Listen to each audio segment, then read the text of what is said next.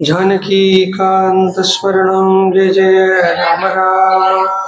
गोपिका जीवनस्मरणं गोविंद गोविंद। सद्गुरुमूर्ति की जय। गुरुर्ब्रह्मा गुरुर्विष्णुर्गुरुर्देवो महेश्वरः। गुरु साक्षात् परं ब्रह्म तस्मै श्री गुरवे नमः।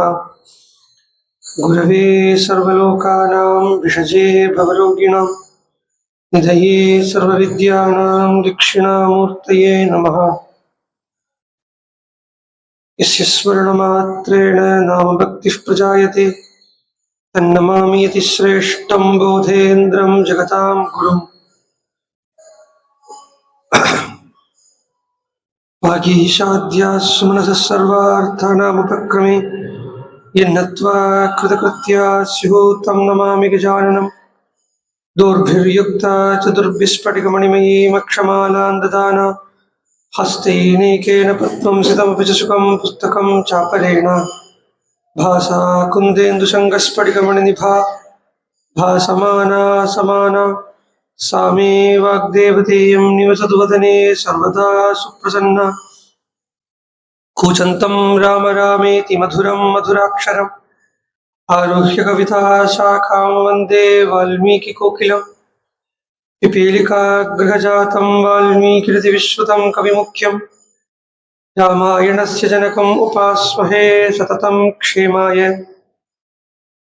आञ्जनेयमतिपाटलाडनं काञ्चनाब्धिकमनीयविग्रहं पारिजाततरुमूलवासिनं भावयामि पवमाननन्दनं। यत्र यत्र रघुनाथकीर्तनं तत्र तत्र कृतमस्तकाञ्जलिं बाष्पवारि परिपूर्णलोचनं मारुतीं नमत राक्षसान्तकम्। वेदवेद्ये परे पुंसि जाते दशरथात्मजे वेदः प्राचेदसादासीत् साक्षात् रामायणात्मना। वैदेही सहितं सुरुद्रमदले हैमे महामण्डपे मध्ये पुष्पकमासने मणिमये वीरासने सुस्थितम्। अग्रे वाचिगति प्रभञ्जनसुते तत्त्वं मुनिभ्यः परम् व्याख्यान्तं भरदादिभिः परिवृतं रामं भजे श्यामळम्। नमोऽस्तु रामाय सलक्ष्मणाय दिव्यै च तस्यै जनकात्मजायै। नमोऽस्तु रुद्रेन्द्रियमानिलेभ्यो नमोऽस्तु चन्द्रार्कमरुद्गणेभ्यः। सकृदेव प्रपन्नाय तवास्मीति च याचते अभयं सर्वभूतेभ्यो दताम्येतद्व्रतं मम। योऽन्तःप्रविश्य मम वाचमिमां प्रसुप्तां सञ्जीवयत्यखिलशक्तिधरस्वधाम्ना। अन्यान् सहस्रचरणश्रवणत्वगादीन् प्राणान् नमो भगवते पुरुषाय तुभ्यम्। नयन्ती सङ्गोजं सरसिजरुजं दिक्परिसरे सृजन्ती लौहित्यं नखकिरणचन्द्रार्धखचिता। कवीन्द्राणां हृत्कैरवविकसनोद्योगजननी स्फुरन्ती कामाक्ष्याः चरणरुचिसन्ध्या विजयते। शान्तं पद्मासनस्थं सुरमुनिविनुतं मैथिलीं वामभागं रुद्रादिसुरविनुतं गुरुसार्वभौमं श्रीरामचन्द्रं भजे। सप्तप्राकारमध्ये सरसि च मुकुलोद्भासमाने विमाने कावेरी मध्यदेशे मृदुतरफणिराट् भोगपर्यङ्गभागे निद्रामुद्राभिरामं कटिनिकटशिरः पार्श्वविन्यस्तहस्तम् पद्मादात्रीकराभ्यां परिचितचरणं रङ्गराजं भजेऽहम्। जानकीकान्तस्मरणं जय जय राम राम।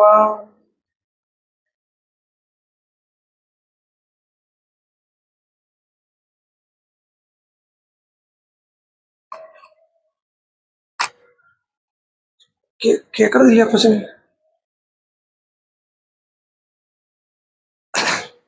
ஸ்ரீமத் ராமாயணம்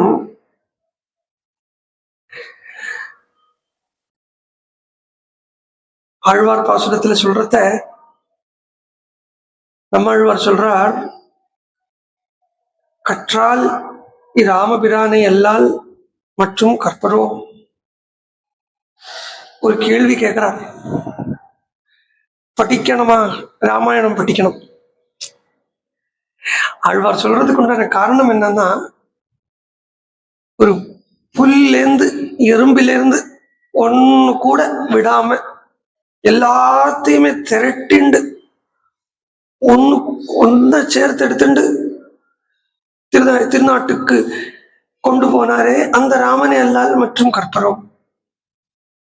அப்ப ராமனை கற்கணும் அப்படின்னா எங்க போய் ராமனை கற்கிறதுன்னா ராமாயணத்தை தான் ராமனா பார்த்து கற்கிறது. ராமாயணமே ராமனுடைய சுரூபம். அப்போ அந்த ராமாயணத்தினுடைய ஒரு ஏற்றம் என்ன அப்படின்னு பார்த்தா, இதுல வரக்கூடிய வானரங்கள் எதுவும் சாதாரண வானரம் இல்லை. ஆக்சுவலா இப்படி ஒரு டக்கான் ரீஜன்ல இருக்கப்பட்ட ஒரு வானரம் அப்படின்னு நம்ம பார்த்தோம்னா கூட அப்படி சொல்லிட முடியாது. வாலி, சுக்ரீவன் எல்லாமே ரொம்ப இன்டெலிஜென்டா இருக்கு. ஆக்சுவலா அந்த இன்டெலிஜென்ஸை தான் இப்படி ஒண்ணு பிக்சரைஸ் பண்ணி பார்க்கறது ராமாயணத்துல. ஒரு சாதாரண ஒரு கதை அப்படிங்கிறத விட ராமாயணம் அப்படிங்கிறது இந்த மனுஷ ஜென்மாவனுடைய பிரயோஜனமான இந்த அப்சல்யூட் பிளிஸ் அப்படிங்கிறத அனுபவிக்கிறதுக்கு, அதுவும் ஏதோ ஃப்ளூக்கில் அனுபவிச்சோங்கிறது இல்லாம நல்லா புத்திபரமா இன்டலெக்சுவலி சிந்தனை பண்ணி விசாரம் பண்ணி அடையறதுக்கு ஒரு வழி வகுக்கிறது ராமாயணம். சோ இப்ப பார்த்துட்டு வரத்த கிஷ்கிந்தா காண்டத்தில் இருக்கும். கிஷ்கிந்தா அப்படிங்கிறதையே பிரதானமான ஒரு 24 தத்துவங்களை நல்ல என்லைட் பண்ணி காட்டுறதுக்கு, அதாவது விளக்கறதுக்கு உண்டான ஒரு காண்டம் அப்படின்னு இந்த கிஷ்கிந்தா அப்படிங்கிறதுக்கு அர்த்தம். 24ங்கிற அந்த நம்பருக்கு ரொம்ப மகத்துவம் இருக்கு, முக்கியத்துவம் இருக்கு. ஸ்ரீரங்கத்துல போனோம்னா அந்த ரங்கநாதர் படுத்துட்டு இருக்கிற அந்த மண்டபத்துக்கு துவய மண்டபம் அப்படின்னு பேரு. இந்த துவய மண்டபத்துக்கு வெளியில் இருக்கக்கூடிய மண்டபம் காயத்ரி மண்டபம்னு பேரு. which is consisting 24 தூண்கள் அதுல இருக்கு, அங்க இருக்கு. 24 தூண்கள் அங்க இருக்குங்கிறதுனாலயே அதுக்கு காயத்ரி மண்டபம். ஏன்னா காயத்ரி மந்திரத்துக்கு 24 அக்ஷரம். சோ இந்த காயத்ரி 24 அப்படின்னு சொல்லி எதை புரிய வைக்கிறது அப்படின்னு பார்த்தா,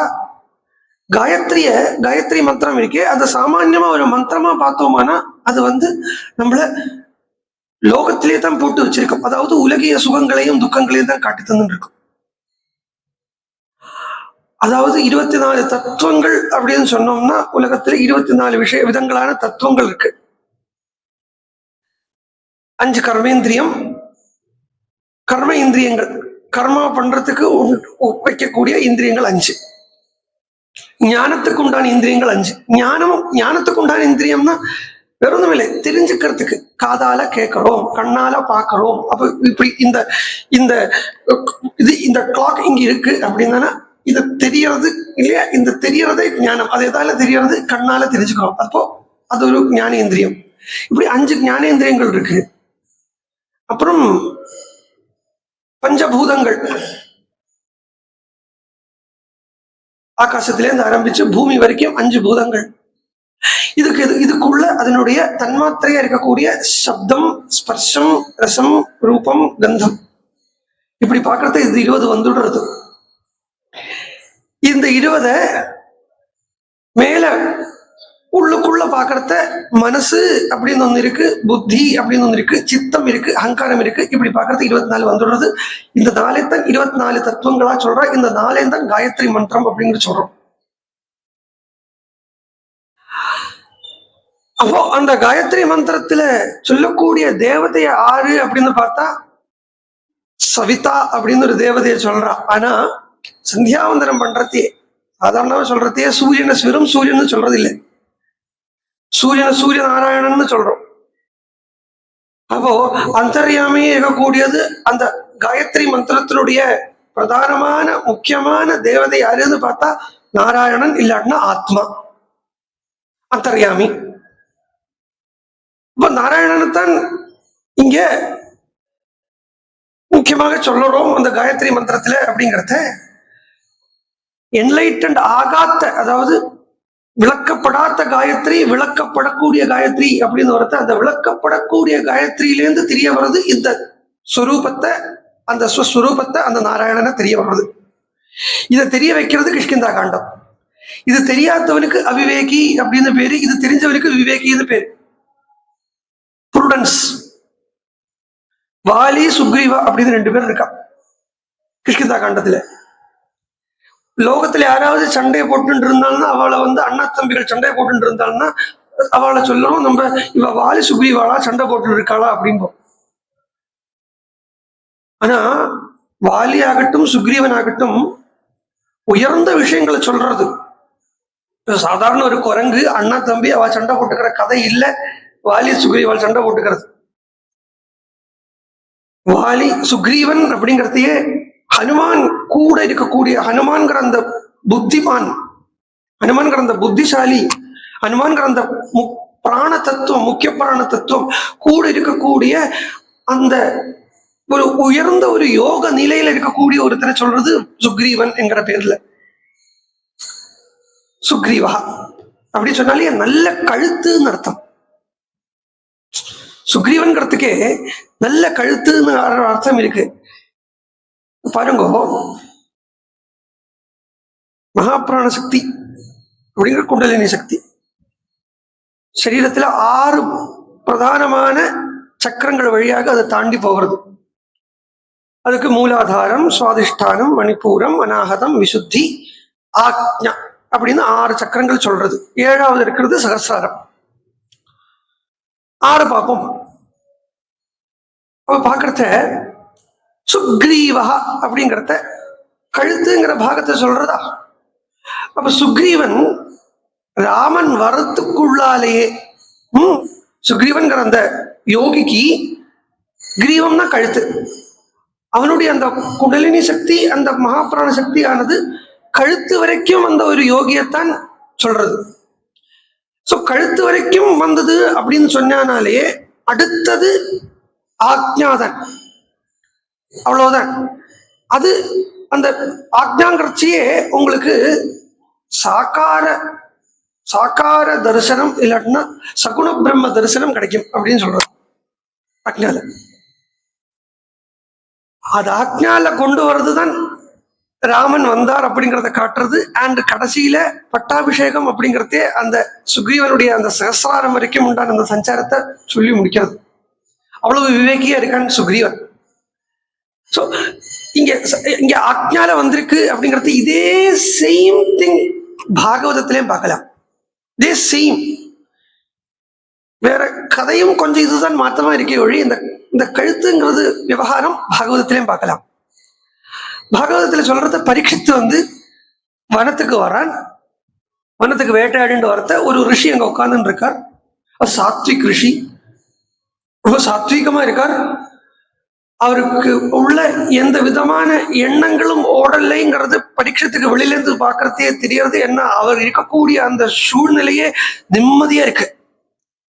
அந்த இடம், அந்த அவர் இருக்கக்கூடிய அந்த ஒரு ஓராக்குள்ள ஏறிட்டானாலேயே அந்த ஒரு தான் எங்கே இதுவரைக்கும் தெரிஞ்சுக்காத்த ஒரு நிம்மதியை, இதுவரைக்கும் அடையாத ஒரு நிம்மதியை பரீட்சித்து அடைஞ்சுட்டான். பரீட்சத்துக்கு இந்த நிம்மதி சாஸ்வதமா இருக்கணும் அப்படின்னு ஆசை. அதனால அவன் அந்த இவன் ராஜாங்கிறதையே என்னன்னா ராஜசீகமான குணம் உள்ளவன். அப்படின்னா இப்படி ஓடுறது, அங்க போறது, இங்க போறது, சும்மா உட்காராதது, அப்படி இருக்கிறதே கால் ஆட்டுறது, இதெல்லாம் தான் ராஜசீகமான கேரக்டர்ஸ் உண்டான லட்சணம். அப்போ இந்த பரீட்சத்துக்கு இந்த சாத்விகமான ரிஷியை பார்த்த உடனே தனக்கு இந்த நிலை வந்த தேவையிலேயே யாருக்கானதுன்னு தோணும் இல்லையா, யாருக்கான வந்த ஒரு எண்ணம் வரும் இல்லையா. ஒருத்தன் நிம்மதியா இருக்கான், அதுவும் எதையுமே ஆசைப்படாம எதுக்காகவும் இல்லாம ஒரு இண்டிபெண்டான ஒரு நிம்மதியை அனுபவிச்சுட்டு இருக்கான் ஒருத்தன் அப்படிங்கிறத. அப்சல்யூட்டான நிம்மதி, ரிலேட்டிவ் இல்லை, அப்சல்யூட்டான ஒரு நிம்மதி அனுபவிச்சுட்டு இருக்காங்கிறத, இந்த நிம்மதி எனக்கு வேணுமே அப்படின்னு நமக்கு தோணும் இல்லையா. அந்த எண்ணம் பரீட்சத்துக்கு போய் அந்த ரிஷியை போய் கேட்கிறான். அந்த ரிஷி உடனே பேசுறது இல்லை, ஏன்னா அவருக்கு பேச்சும் இல்லை, வரதில்லை. அவர் கிளியரா கேட்கறதா உங்களுக்கு கேக்குறதா? அப்போ அந்த பரீட்சத்துக்கு அந்த எண்ணம், அந்த ரிஷிக்கு அவருக்கு ஷமீகன் அப்படின்னு பேரு. ஷமீகன் அப்படிங்கிற பேர்ல இருந்தே தெரிஞ்சுக்கணும், சமம் நன்னா உடையவர். சமம் அப்படின்னா மனசை கட்டுப்படுத்தினவர். அந்த மனசை கட்டுப்படுத்தி உட்கார்ந்து இருக்காருங்கிறதுனாலேயே அவருக்கு பதில் சொல்லணும்னோ பரீட்சத்துக்கு ஏதாவது பண்ணணும் அப்படி ஒண்ணுமே தெரிய மாட்டேங்கிறது. அவர் ஸ்டில்லா உட்கார்ந்துட்டு இருக்கார், நிச்சலமா உட்கார்ந்துட்டு இருக்கார். எப்படி நிச்சலமா உட்கார்ந்துட்டு இருக்கார் அப்படின்னா, ஒரு உதாரணத்துக்கு சொல்ல போனோம்னா, விளக்கு வச்சிருக்கப்பட்ட அந்த கூட்டுக்குள்ள விளக்கு இருக்கு, உள்ள காத்து இருக்கு. ஆனா வெளியில இந்த காத்து அதை அஃபெக்ட் பண்ண மாட்டேங்கிறது. அப்படி அஃபெக்ட் பண்ணாத நேரத்துல அந்த விளக்கினுடைய அந்த நாளம் இருக்கே, அந்த தீபம் இருக்கே, எப்படி ஆடாம அசையாம ஸ்டில்லா இருக்குமோ அந்த மாதிரி ஸ்டில்லா இருக்கு அந்த ஷமீகருடைய மனசு. இது இப்படி இருக்கிற இது பெரிய கிஃப்ட். இதுதானே இருக்கிறதுலயே பெரிய அனுகிரகம். ஏன்னா எல்லாருக்குமே மனசு அலப்பாயிறது, மனசு அடங்க மாட்டேங்கிறது, மனசு வருத்தப்படுறது இப்படின்னு சொல்லிட்டு இருக்கிற கூட்டத்துல ஒருத்தருக்கு இப்படி ஸ்டில்லா மனசு இருக்கு, அந்தண்ட இந்தண்ட அலங்க மாட்டேங்கிறது அப்படின்னு இருக்கிறத, அதுவும் நிம்மதியா இருக்கணுங்கிற அந்த ஆசை கூட இல்லாம இருக்கு. அது இன்னொரு ஹைலைட். அதுல அப்படி அந்த நிலைய பரீட்சித்து வேணும்னு ஆசைப்படுறான். அவர்கிட்ட போய் நிக்கிறான். நின்ன உடனே அவர் அப்படியே உட்கார்ந்துட்டு இருக்கார். பரீட்சத்தை என்ன பண்ணான்னு சொன்னா, கீழே இருந்த ஒரு பாம்பை தூக்கி அவருக்கு மாலையா போட்டான்னா, எங்க பாம்புன்னு வருதோ அந்த இடத்துல நம்ம பாயிண்ட்டுக்கு வந்துடணும். குண்டலினி சக்தி, மகாபிராண சக்தி கழுத்துல போட்டான்னாலே அப்ப அந்த ரிஷியனுடைய அப்ப எங்க வரைக்கும் அந்த மகாபிராண சக்தி வந்திருக்குன்னு பார்த்தா விசுத்திக்கு வந்துடுத்து. உடனே இதை தெரிஞ்சுட்ட இந்த ரிஷியனுடைய பையன் ஸ்ருங்கின்னு பேரு அவனுக்கு, அவன் பரீட்சத்துக்கு அனுகிரகம் பண்றான். கழுத்துல வந்துடுத்து இல்லையா, இனிமே என்னன்னா ஆக்ஞாதான் சகசிரானந்தான், அதனால உனக்கு சீக்கிரமே 7வது ஸ்தானத்துல மோட்சம் கிடைச்சுடுறது. See, when you see Idihasams and Puranams, it has to be interpreted in such a way that it should lead you to attain the divine. பகவான் அடைய வைக்கிறதுக்குண்டான ஒரு வழியாக நம்ம இதிகாச புராணத்தை பார்க்கணும். அப்போ 7வது இடத்துல 7வது நாளைக்கு பாம்பு கடிச்சு செத்து போவாயின்னு இல்லை அர்த்தம். 7வது இடத்துல மோட்சம் அர்த்தம்.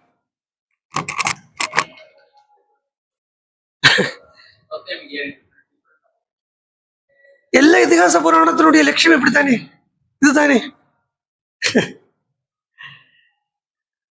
அதே இங்க சுக்ரீவனுக்கு சேம் வித் சுக்ரீவன். சுக்ரீவன்னா அவன் அந்த உயர்ந்த யோக நிலையை அடைஞ்ச ஒரு சாதகன். அதுவும் பிராணாயாமத்தை நன்னா திருடமா வச்சுட்டு இருக்கக்கூடிய ஒரு சாதகன். ஏன் பிராணாயாமத்தை திருடமா வச்சுட்டு இருக்கான்னு சொல்றேன்னா, அவன் கூட முக்கிய பிராண மூர்த்தின்னு சொல்லக்கூடிய ஹனுமான் உட்கார்ந்து இருக்கார். அதனாலே அவனுக்கு கண்ட்ரோல் ஓவர் தி பிராணாயாமம். அண்ட் விவேகி கூட. விவேகம்னா என்னன்னா பகுத்தறிதல். அதுக்குத்தான் விவேகம்னு பேரு. பகுத்தறிதலுக்கு தான் அப்படியே கரெக்டும். பகுத்தறிவதற்குத்தான் விவேகம்னு பேரு. நம்ம இங்க சொல்ற பகுத்தறிவு இல்லை. இவ சொல்றாளே அந்த பகுத்தறிவை சொல்லலை. இத ஒரு பேச்சுக்கு கூட சொல்ல வேண்டிய அவசியம் இல்லை. பகுத்தறிவு அப்படின்னு சொன்னாலேயே எது உண்மையான வஸ்து, எது போலியான வஸ்து அப்படிங்கறத பாக்குறதுதான் பகுத்தறிவு. அந்த பகுத்தறிவாளிகள் கூட சேர்றதுக்கு தான் சத் சங்கம்னு பேரு. குலசேகர ஆழ்வார் ஒரு பாசுரம் சொல்றார், மெய்யில் வாழ்க்கையை மெய்யெனக்குள்ளும் கள்வர் தன்னோடு கூடுவதில்லை யான். இந்த பொய்யான இந்த உலகத்தை உண்மை அப்படின்னு நிற்கக்கூடிய அந்த பொய்யாவே இருக்காளே அவ கூட கூடுறது இல்லை அப்படின்னா, பொய்யான ஜனங்கள் அப்படிங்கிறது இல்லை அர்த்தம், பொய்யான வஸ்துக்கள் அர்த்தம். பொய்யான வஸ்துக்கள்ல பிரதானமா ஃபர்ஸ்ட் இருக்கிறது என்னன்னா அட்டாச்மெண்ட். அப்போ இந்த சுக்ரீவன் எப்படி இருக்கான்னா டிட்டாச்சா இருக்கான். சம்ஹோர் அதர், அவனுக்கு எப்படியோ அவனை விட்டு பத்தினி நீங்கும்படியா ஆச்சு. Means what? டிட்டாச்சா இருக்கான். அவனை விட்டு ராஜ்யம் நீங்கும்படியா ஆச்சு. எல்லாத்தையும் விட்டுட்டு தனியா உட்கார்ந்துட்டு இருக்காங்க. இந்த தனிமையில உட்கார்ந்துட்டு இருக்காங்க. பகவான் கொடுக்கப்பட்ட பெரிய பிளெஸிங்ஸ் இந்த தனிமை. என்ன தெரியுமா, அந்த இடத்துல நமக்கும் பகவானுக்கும் நடுவுல வேற எதுவுமே இருக்காது. இங்கிலீஷ்ல 2 வார்த்தை சொல்லுவா, ஒன்னு சாலிட்யூட், இன்னொன்னு லோன்லினஸ். ஒரு ஸ்பிரிச்சுவாலிட்டிங்கப்பட்ட அந்த ஆன்மீகம் அப்படின்னா என்னன்னா, converting this loneliness into solitude. இந்த இந்த தனிமைன்னா, லோன்லினஸ்னா எல்லாராலையும் ஒதுக்கப்படுறது, எல்லாராலையும் தள்ளி வைக்கப்படுறது, அதுக்கு தான் தனிமைன்னு பேரு. அந்த தனிமையவே அப்படியே எடுத்து ஏகாந்தம் அப்படிங்கிற ஸ்திதிக்கு கொண்டு வந்துடணும். அங்க ஈஸ்வரனும் நான் அப்படி உட்கார்ந்து இருக்கேன், அப்படித்தானே சொல்றது, கதை சொல்றது. அதனாலே அவன் என்னன்னா, அவனுக்கு விவேகம், அவனுக்கு உண்மையான வஸ்து எது, பொய்யான வஸ்து எதுங்கிற அந்த பகுத்தறிவு நன்னா இருக்கு சுக்ரீவனுக்கு. அதனாலேயே அவனை விவேகம் அப்படின்னு சொல்றத அவிவேகம் ஒன்று இருக்கணும் இல்லையா, விவேகம் இருந்து அவிவேகம் இருக்கணும் இல்லையா, அந்த அவிவேகத்தை தான் வாலி அப்படிங்கிறார். So when Vali is அவிவேகம்,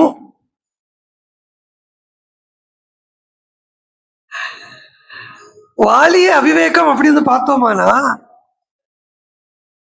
நம்ம எல்லாரும் சொல்லுவோம், ராமர் மறைஞ்சிருந்து வாலிய வதம் பண்ணார், ராமர் மறைஞ்சிருந்து வாலிய வதம் பண்ணார் எப்படின்னு சொல்லுவோம். இங்க உண்மையை பார்த்தேளானா, வாலிய நான் என்னமா சொன்னேன், அவிவேகி அப்படின்னு.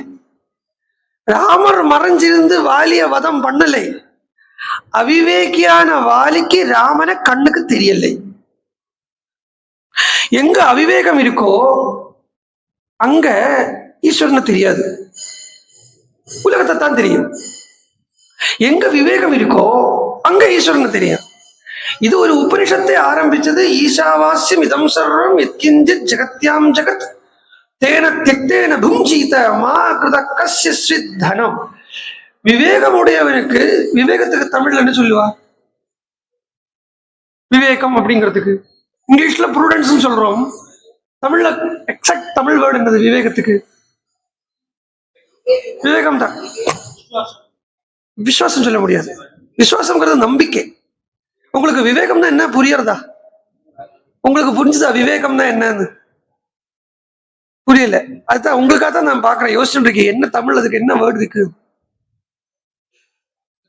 பகுத்தறிந்து தெரிந்து கொள்ளுவதல், பகுத்தறிவு.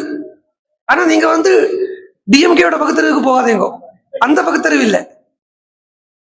அவ நாஸ்திகம்.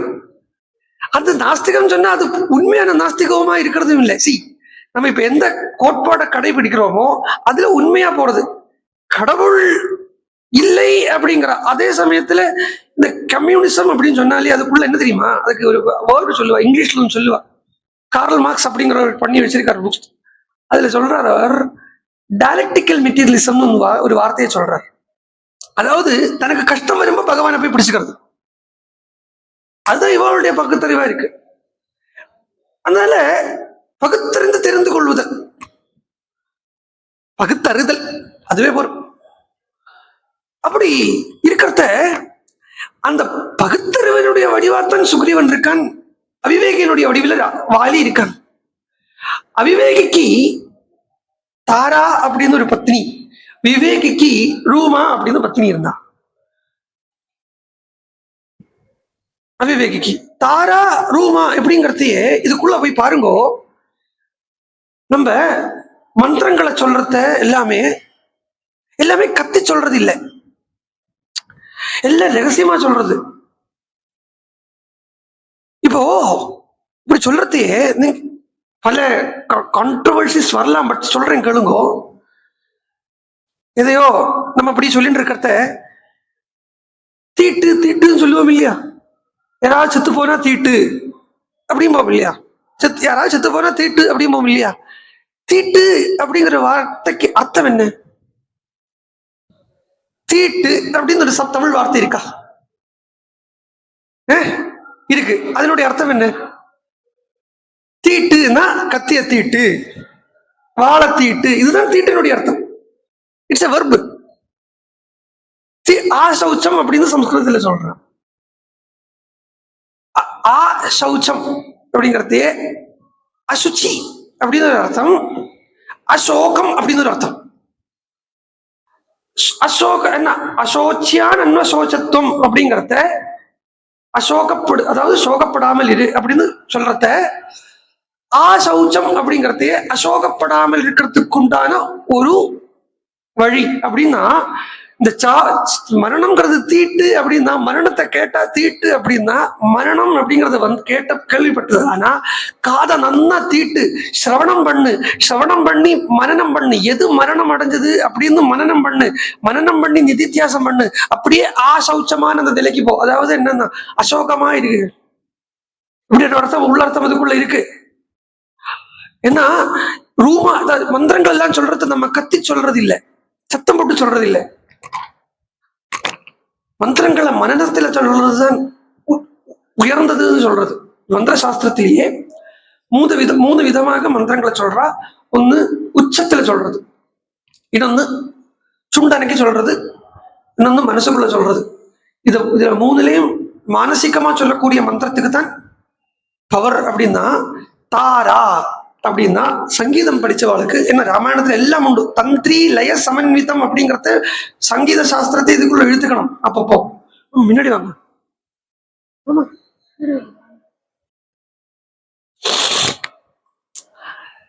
சங்கீத சாஸ்திரத்தை இதுக்குள்ள இழுத்துட்டோமானா தாரா அப்படிங்கிற அர்த்தத்துக்கு 3 ஒக்டேவ்ஸ் இருக்கு மியூசிக்ல. கீழே இருக்கப்பட்ட ஒக்டேவ், அதுக்கு மந்திரஸ்தாயின்னு பேரு. இந்த மந்திரஸ்தாயி தான் அங்க மந்திரா, இந்த மந்திரஸ்தாயி தான் அங்க மந்திரா, த லோவஸ்ட் ஒக்டேவ். லோவாவும் இருக்கப்படாது, எதுவுமே லோவாவும் இருக்கப்படாது, ஹையாவும் இருக்கப்படாது. இந்த ஹையஸ்ட் ஒக்டேவுக்கு தான் தாரான்னு பேரு. அதுக்கு தாரஸ்தாயின்னு சொல்லுவா. நடுவில் இருக்கே அதுக்கு உண்டான ஸ்தாய், அதுக்கு பேரு தான் மத்தியமஸ்தாயின்னு பேரு. ஹனுமானை பார்த்து ராமர் சொல்றார், வர்த்ததே மத்தியமேஸ்வரே, இவன் மத்தியமமா பேசுறாங்க, இவன் தான் எப்படி இருக்கணும் அப்படி இருக்கான். சோ தாரா அப்படிங்கிறதே இந்த மந்திரங்கள், உபதேச மந்திரங்கள் ஆகட்டும், இப்போ காயத்ரி மந்திரமே ஆகட்டும், இதெல்லாமே கத்தி சொல்றது இல்லை. இது யாரும் கேட்க வேண்டாம் அப்படிங்கிற எண்ணத்தால இல்லை. இவ மந்திரங்களை கத்தி சொல்லிட்டானா அவ கேட்டுடுவா இவா கேட்டுடுவா அப்படிங்கிற எண்ணத்தால இல்லை. இது நடுவில் கொஞ்ச நாளைக்கு வந்த ஒரு மிஸ் அண்டர்ஸ்டாண்டிங். ஏன் உறக்க சொல்லப்படாது அப்படின்னா, மந்திரங்கள் எல்லாமே ஒரு வைப்ரேஷன் உருவாக்குறது. இந்த வைப்ரேஷன்ஸ் வெளியில போக வேண்டியது இல்லை. இந்த வைப்ரேஷன்ஸ் அனைத்துமே உள்ளுக்குள்ள ஒர்க் பண்ண வேண்டியது. அப்படி உள்ளுக்குள்ள ஒர்க் பண்றத, அந்த வைப்ரேஷன் உள்ள இருக்கக்கூடிய அந்த வைப்ரேஷன் மனநத்தால அது இன்னும் இன்னும் இன்னும் உள்ள இருக்கப்பட்ட அந்த அந்தர்யாமியை தெரிஞ்சுக்கணுங்கிற அந்த ஞானத்தையும், அந்த அந்தர்யாமிக்கு நமக்கும் இருக்கப்பட்ட அந்த இடைவெளியையும் கம்மி பண்றது. இதுக்குதான் மனனம் அப்படின்னு சொல்லியிருக்கப்பட்ட ஒரு ப்ராசஸை வச்சிருக்கு. சோ அந்த வாலிங்கிற அந்த அவிவேகி எப்படி இருக்கான்னு அப்படின்னா, அந்த ஒரு சத்தமா போட்டு சொல்லப்பட்ட அந்த இடத்துல பகவானால இருக்க முடியாது. செய்யும் நம்ம அயோத்தியா காண்டத்துல என்ன பார்த்தோமோ அதே தான் இங்கேயும் இருக்கு. அயோத்தியா காண்டத்துல புதுசா இருக்கிறவளுக்கு சொல்றேன், கைகேயி மந்தரா. இதுல கைகேயி அப்படிங்கறத இந்த ஹையஸ்ட் டெசிமல், சாரி இந்த கத்தி சொல்றது இருக்கே அதுதான். அது அவ கூடிய மந்திரியா உட்கார்ந்துட்டு இருக்கா. ரொம்ப வேர்ஸ்டான ஒரு காம்பினேஷனா இருக்கு. அதனாலேயே சுமந்திரர் அங்க வச்சு சொல்றார் கைகிட்ட, நீ இருக்கக்கூடிய இடத்துல பிராமணால் இருக்க மாட்டா அப்படிங்கிறா. பிராமணால் அப்படிங்கிறதுக்கு இந்த இடத்துல பூணல் போட்டுண்டவன் ஒருத்தன் அப்படின்னு இல்லை அர்த்தம். இந்த இடத்துல பிராமணன் அப்படிங்கிறதுக்கு பிரம்ம தத்துவத்தை உண்மையா புரிஞ்சுண்டவன் அப்படின்னு அர்த்தம். இந்த சத்தம், இந்த இந்த இந்த இந்த வேறுபாடுகள் எல்லாம் இருக்கக்கூடிய இடத்துல பிரம்ம தத்துவத்தை புரிஞ்சுண்டவனால இருக்க முடியாது அப்படின்னு அந்த இடத்துல அர்த்தம் கொள்ளணும். இதே மாதிரி இங்கேயும் பாருங்க, தாராங்கிறவள் உயர்ந்த இந்த ஒக்டேவில் இருக்கக்கூடிய ஒரு சங்கீதத்துல உயர்ந்த ஒக்டேவுக்கு தாரஸ்தாயின்னு பேரு. அது பாலிங்கிற அவிவேகி கூட இருக்கா, ஆனா அவங்க கூட ரூமா இருக்கா. சோ இங்க பேசிக்கலி என்ன தப்பு ராமன் வாலி கிட்ட பார்த்தார் அப்படின்னா, நீ ஒரே சமயத்துல உன்னுடைய தம்பி பத்னியே கூட வச்சுட்டு இருக்காய், இப்படின்னு சீப்பா நம்ம ராமாயணத்தை கொண்டு இறக்கிடப்படாது. ராமாயணத்தை சீரியல் கதை மாதிரி ஆக்கிடப்படாது. இது ஒரு மசாலா சீரியல் இல்ல. ராமாயணம்ங்கிறது பக்திக்கும் ஞானத்துக்கும் உண்டான மேபி ஒரு ஆசிரியம், ஒன் அண்ட் ஒன்லி ஆசிரியம் அப்படின்னு இருக்கிறது. ரூமா அப்படின்னு ஒரு வார்த்தை எடுத்துட்டோம்னா அதை பிரிச்சு பாருங்க. ரூமா, ரூ அப்படின்னு சொன்னாலே ரூமா, ரூன்னு சொன்னா சப்தத்துக்கு ரூன்னு பேரு. சம்ஸ்கிருதத்துல ஒரு அக்ஷரத்துக்கு அர்த்தம் உண்டு, ஒரு அக்ஷரத்துக்கு அர்த்தம் உண்டு. அப்படி பார்த்தா ரூ அப்படின்னா சப்தம், சத்தம், சவுண்டு. மா அப்படிங்கிறது அதை நிரோதம் பண்றது, சத்தத்தை வெளியில விடாமக்கி உள்ளுக்குள்ளேயே இறக்கிறதுக்கு ரூமான்னு பேரு. அது அவிவேகிட்டத்தான், அவிவேகிட்டு இருக்க முடியாது, விவேகியால தான் அந்த கையாள முடியும். அண்ட் ஒரு விவேகியால வெளியில சொல்றதுக்கும் அந்த மந்திரங்கள் எல்லாம் வெளியில சொல்றதுக்கும் அப்பயும் கையாள முடியும். அட் த சேம் டைம் அதை உள்ளேயும் வச்சு சொல்றதுக்கு அவனுக்கு பவர் உண்டு. இது ஒரு ஃபேக்ட். நேற்றுக்கு இதெல்லாம் சொல்லிட்டேன். ஏன் திருப்பி திருப்பி சொல்றேன்னா, ஒரு வாட்டி சொன்னா உள்ள சத்தியமா ஏறாதுங்கிறதுனாலே ரெண்டாவது வாட்டியும் சொல்றேன். நெக்ஸ்ட் திங், வாலி சுக்ரீவன் அப்படிங்கிறத ஒரு யோகின்னு சொல்லிட்டேன். அண்ட் இதே கிஷ்கிந்தா காண்டத்தை மூலாதாரம், சுவாதிஷ்டானம், மணிப்பூரம், அநாகதம் அப்படிங்கிற அந்த ஸ்தானத்தில் இந்த கிஷ்கிந்தா காண்டம் இருக்கு. நாலாவது காண்டம், நாலாவது ஸ்தானம்ங்கிறது அநாகதம். அந்த அநாகத ஸ்தானத்துல கிஷ்கிந்தா காண்டம் இருக்குங்கிறது. அதுவே சப்தம், அநாகதம்ங்கிறதே சப்தத்தினுடைய ஸ்தானமா இருக்கு. மீன்ஸ் சப்தத்தினுடைய ஸ்தானம் அப்படின்னா அநாகத துவனி அங்கேருந்து கிளம்புறது. அண்ட் அஷ்டாங்க யோகம் அப்படின்னு பார்த்தீங்கன்னா 8 அங்கங்கள் இருக்கு. யமம், நியமம், ஆசனம், பிராணாயாமம். அந்த பிராணாயாமம் அப்படிங்கிற அந்த அங்கமாக இருக்கு இந்த கிஷ்கிந்தா காண்டம். பிராணாயாமம் அப்படிங்கிற அந்த ஸ்தானத்துல இருக்கு. பிராணாயாமம்ங்கிறதையே 2 விதமா பிராணாயாமம் நமக்கு பார்க்கலாம். அது 3. அதுல பூரகம், ரேச்சகம், கும்பகம். பூரகம்ங்கிறது உள்ள இழுத்துக்கிறது, ரேச்சகம்ங்கிறது நம்ம மூச்சை உள்ள இழுக்கிறோம் இல்லையா, இது பூரகம்னு பேரு. இன்ஹேல். அப்புறம் அதை தக்க வச்சுட்டு இருக்கோமே அதுக்கு கும்பகம்னு பேரு. அது வெளியில விடுறோமே அதுக்கு ரேச்சகம் அப்படின்னு பேரு. 4வது ஒண்ணு மறைஞ்சிருக்கு, அதுக்கு கேவல கும்பகம் அப்படின்னு பேரு. இந்த கேவல கும்பகம் அப்படின்னா என்னன்னா, உள்ள இழுத்து வச்சுட்டு இருக்கக்கூடிய மூச்சை வெளியில விட்டதுக்கு அப்புறம், உள்ள இழுத்து வச்சுட்டு இருக்கப்பட்ட மூச்சை வெளியில விட்டதுக்கு அப்புறம், வெளியில விட்டுட்டு அப்புறம் உள்ள எதுவுமே இல்லாமக்கி உள்ள இருக்கப்பட்ட அந்த எனர்ஜி, உள்ள இருக்கப்பட்ட அந்த சக்தியே வச்சுட்டு உயிர் வாழறதுக்கு தான் கேவல கும்பக ஸ்திதின்னு பேரு. இந்த ஸ்திதியில தான் இன்னைக்கும் உள்ள குருநாதர் உட்கார்ந்துட்டு இருக்கா. இந்த ஸ்திதிக்கு கேவல கும்பக ஸ்திதின்னு பேரு. இது இந்த ஸ்திதிக்குல தான் நிர்விகல்ப சமாதி அப்படிங்கிறது கிடைக்கிறது. ரொம்ப பெரிய வேர்டு நான் இன்னைக்கு சொல்லியிருக்கேன். சவிகல்ப சமாதி, நிர்விகல்ப சமாதி இப்படின்னு 2 இருக்கு. அதுல இப்ப நமக்கு நிர்விகல்ப சமாதியை மட்டும் பார்ப்போம். என்ன கிஷ்கிந்தா கண்டத்துல இந்த சவிகல்ப சமாதிய மேல வரக்கூடிய பாகங்கள்ல நல்லா பார்த்து தெரிஞ்சுக்கலாம். அதனால இந்த நிர்விகல்ப சமாதி அப்படின்னா எங்க என்ன ஸ்திதியில நம்ம உள்ள ஓடின்னு இருக்குங்கிறது கூட தெரியாமக்கி சமுத்திரத்துல கலர்ந்து போன, 2 கலர்ந்து போன உப்பால பண்ணின பொம்மையாட்டம் இருக்கக்கூடிய ஸ்திதிக்கு தான் நிர்விகல்ப சமாதி இது பேரு. அங்கிருந்து வெளியில வரத்துக்கு எப்படியோ அது எப்ப வரும் எப்படி வரும் தெரியாது. ஒரு சங்கல்ப விகல்பங்களும் இல்லாமக்கி இன்னது பண்ணணும் பண்ண வேண்டாம் அப்படிங்கிறது ஒன்றும் இல்லாமக்கி இருக்கக்கூடிய ஒரு ஸ்திதிக்கு நிர்விகல்ப சமாதி அப்படின்னு பேரு. அந்த நிர்விகல்ப சமாதியில கிடைக்கக்கூடிய அந்த சமயத்துல ராமகிருஷ்ண பரமஹம்சர் இது எல்லாத்தையும் அனுபவிச்சிருக்கார். அதனால நமக்கு ஒரு 150 வருஷத்துக்கு முன்னாடி இதெல்லாம் பண்ணி காட்டியிருந்திருக்காங்கிறதுனாலே நமக்கு சொல்லறதுக்கு ஈஸியா இருக்கு. மூச்சு வெளியிலே உள்ள எடுக்காது, கண்ணிமை கொட்டாது, கண்ணிமை கொட்டாது, நாடி துடிப்பு இருக்காது, ஹிருதய துடிப்பு இருக்காது, கண் இமைகள் மேல போயின்னு இருக்கும். அவ்வளவுதான். உயிரோடு இருக்காரா இல்லையான்னு கூட சொல்ல தெரியாது. ஆனா எப்படி சொல்ல முடியும்னு கேட்டா, முகத்துல பார்க்கக்கூடிய அந்த சைதன்யத்தை வச்சுட்டு உயிர் இருக்கு அப்படின்னு சொல்லலாம். இதுதான் நிர்விகல்ப சமாதி ஸ்திதின்னு பேரு. இதுல என்னன்னா, இங்க வெளியில இருந்து எந்த விதமான இன்டேக்கும் இல்லை. பாகவதத்துல துருவசுவாமி இருந்தா மாதிரி, துருவனை பார்க்கறது, துருவனை சொல்றது துருவன் 5வது மாசம் எப்படி இருந்தான் அப்படின்னு பார்த்தா, வெளியில இருந்து என்ன ஒரு காத்து கூட எடுத்துக்காமக்கு முதல் மாசம் காய்கனிகள் கீழே விழுந்திருந்த காய்கனிகளை சாப்பிட்டு இருந்தான். 2வது மாசம் சிறகுகளை சாப்பிட்டு இருந்தான். 3வது இறகுகள் மேலை எல்லாத்தையும் சாப்பிட்டு இருந்தான். 3வது மாசம் சாலிடா உள்ள எடுத்துக்கிறத விட்டுட்டான். யமுனா ஜலத்தை மாத்திரம் சாப்பிட்டு இருந்தான். 4வது மாசம் யமுனா ஜலத்தை லிக்விட்டா விட்டுட்டான். காத்து மாத்திரம் உள்ள எடுத்துட்டு இருந்தான். 5வது மாசம் ஆனோடனே வெளியிலேருந்து இருக்கக்கூடிய காத்தையும் எடுக்காமல் ஆகி உள்ளேயே இருக்கக்கூடிய அந்த பிராணசக்தியை வச்சுட்டே அவன் தன்னுடைய உயிரை நிலநாட்டினான், உயிரை தக்க வச்சுட்டான். அப்படிங்கிறத இந்த உள்ள ஒரு எனர்ஜியா வர ஆரம்பிச்சுடுத்து இருந்தானா அதுக்கப்புறம் வெளியிலேருந்து காத்தோ ஒன்றுமே எடுத்துக்க வேண்டிய தேவை வராது. இது ஒரு யோகியினுடைய உயர்ந்த நிலை. அஷ்டாங்க யோகத்தினுடைய உயர்ந்த நிலை தான் இந்த இப்ப நான் சொன்ன கேவல கும்பகம் அப்படிங்கக்கூடிய ஸ்திதி. இதுல ஒரு சாதாரண ஒரு யோகி உயர்ந்த நிலையை அடைஞ்சிருக்கக்கூடிய ஒரு யோகி. சாதாரண யோகி யாருன்னு பார்த்தா வாலி. ஏன்னா அவனுக்கு அப்பப்போ கர்மத்திலேயும் வாசனை இருக்கு வாலிக்கு.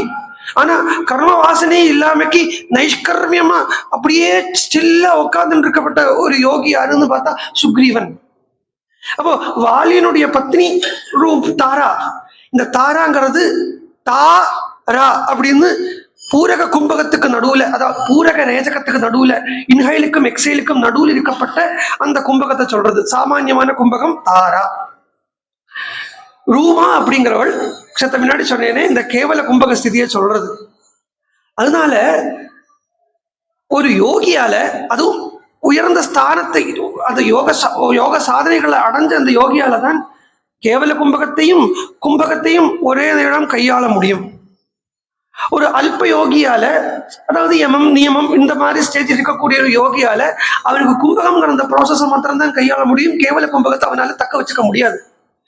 இதுதான் ராமன் சுக்ரீவனுடைய பத்னியான ரூமாவை வாலி கூட வச்சுட்டு இருக்காருன்னா அவனால அந்த கேவல கும்பக ஸ்திதியை கையாள முடியாதுங்கிறதுனாலேயே ராமர் சுக்ரீவன்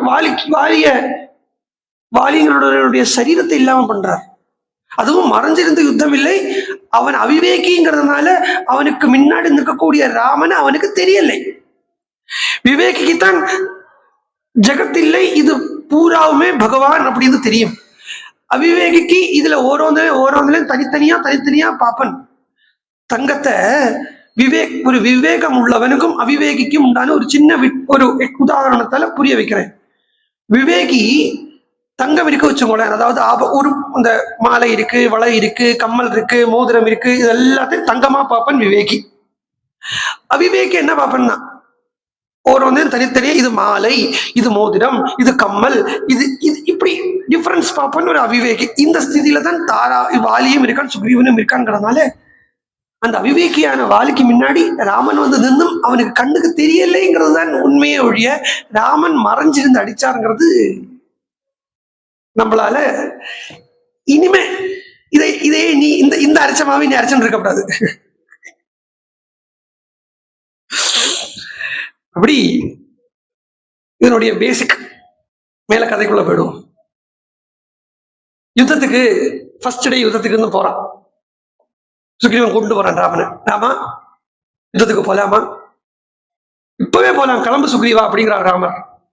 ஏன்னா 7 சால விருட்சத்தை ஒரே பானத்தால 7 சால விருட்சத்தையும் ஒரே க்ஷணத்துல அந்த ராமனுடைய பானமானது அதை 2ஆ பண்ணி 7 சமுத்திரங்களை தாண்டி 7 மலைகளை தாண்டி திரும்பியும் ராமன் கிட்டே வந்தது அப்படிங்கிறத இந்த 7 தான், அங்கே 7 தான், அங்கே 7 தான்.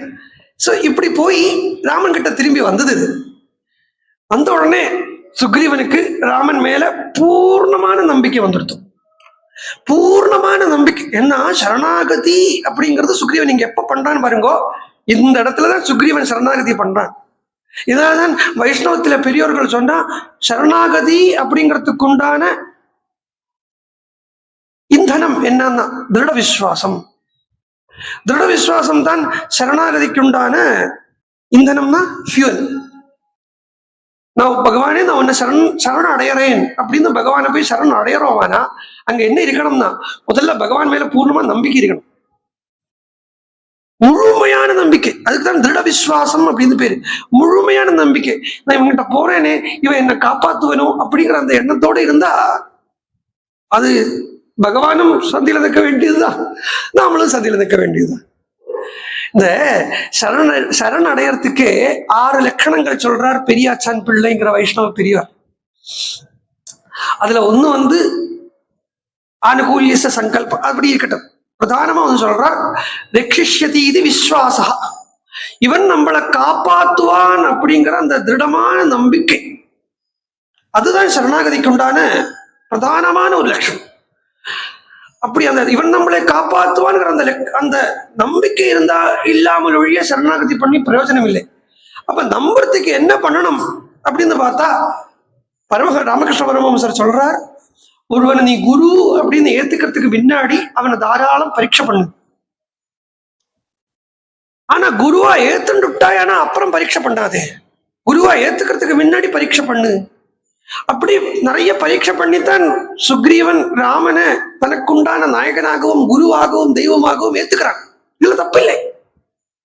அப்படியே அந்த 7 சால வருஷங்களையும் முடிச்ச உடனே ராமன் காலில் விழுந்தான். சுக்ரீவன் சொல்றான், ராமா, ஒன்ன மாதிரி ஒரு ஃப்ரெண்ட் இருந்தா, ஒன்ன மாதிரி ஒரு சகா இருந்தா, இந்திரனாகட்டும் சந்திரனாகட்டும் யாரு வேணும்னா சண்டைக்கு வரட்டும், அவள் எல்லாரையும் ஒரு மூச்சுல ஜெயிச்சுட முடியுமே அப்படின்னு சுக்ரீவன் சொல்லி உடனே ராமன் சொல்றான், இப்பவே வா, கிளம்பு சுக்ரீவா, யுத்தத்துக்கு போலாம், நேர கிஷ்கிந்தாக்கு போலாம். ஏன்னா இவன் நம்பின்னு இருக்கான். அந்தண்ட போயிட்டு இவனுக்கு நம்பிக்கை இல்லாம ஆயிட்டான்னா அப்புறம் கஷ்டம். அதனால இப்பவே வா சுக்ரீவா, நம்ம போலாம் அப்படின்னு கூப்பிட்டு போறான். கூப்பிட்டு போனா வாசல்ல போய் நிற்கிறான், கிஷ்கிந்தா வாசல்ல. ஒரே இப்ப ஒரு வாட்டி போறான் இல்லையா, நேரா போய் நிற்கிறான்.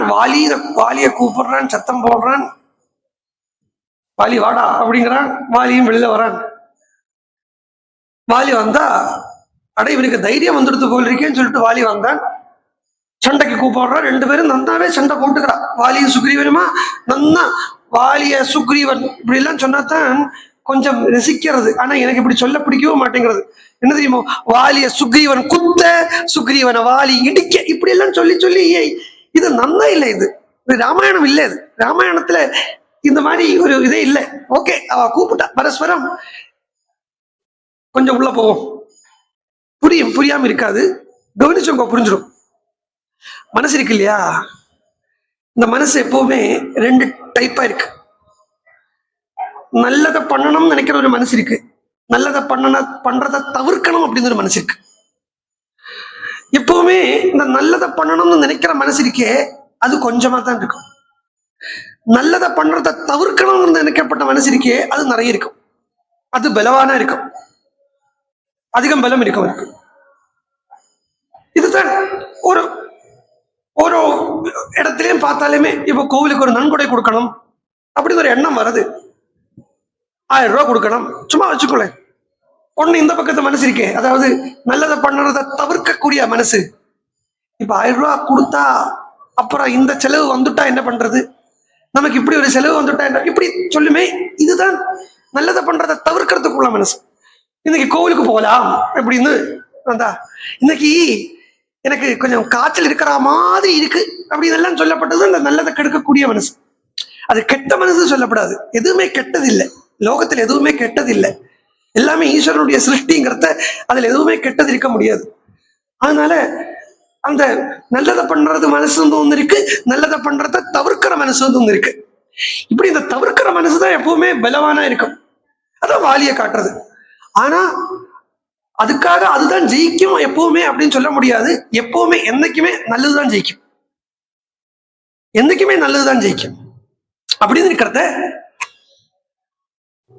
இந்த நல்ல சுக்ரீவன்கிற அந்த நல்லதை நினைக்கக்கூடியது முதல்ல போய் இந்த நல்லதை பண்ணக்கூடிய இல்ல தவிர்க்கக்கூடிய அந்த மனசுட்டேந்து இடி வாங்கிட்டு வருது, குத்துறது.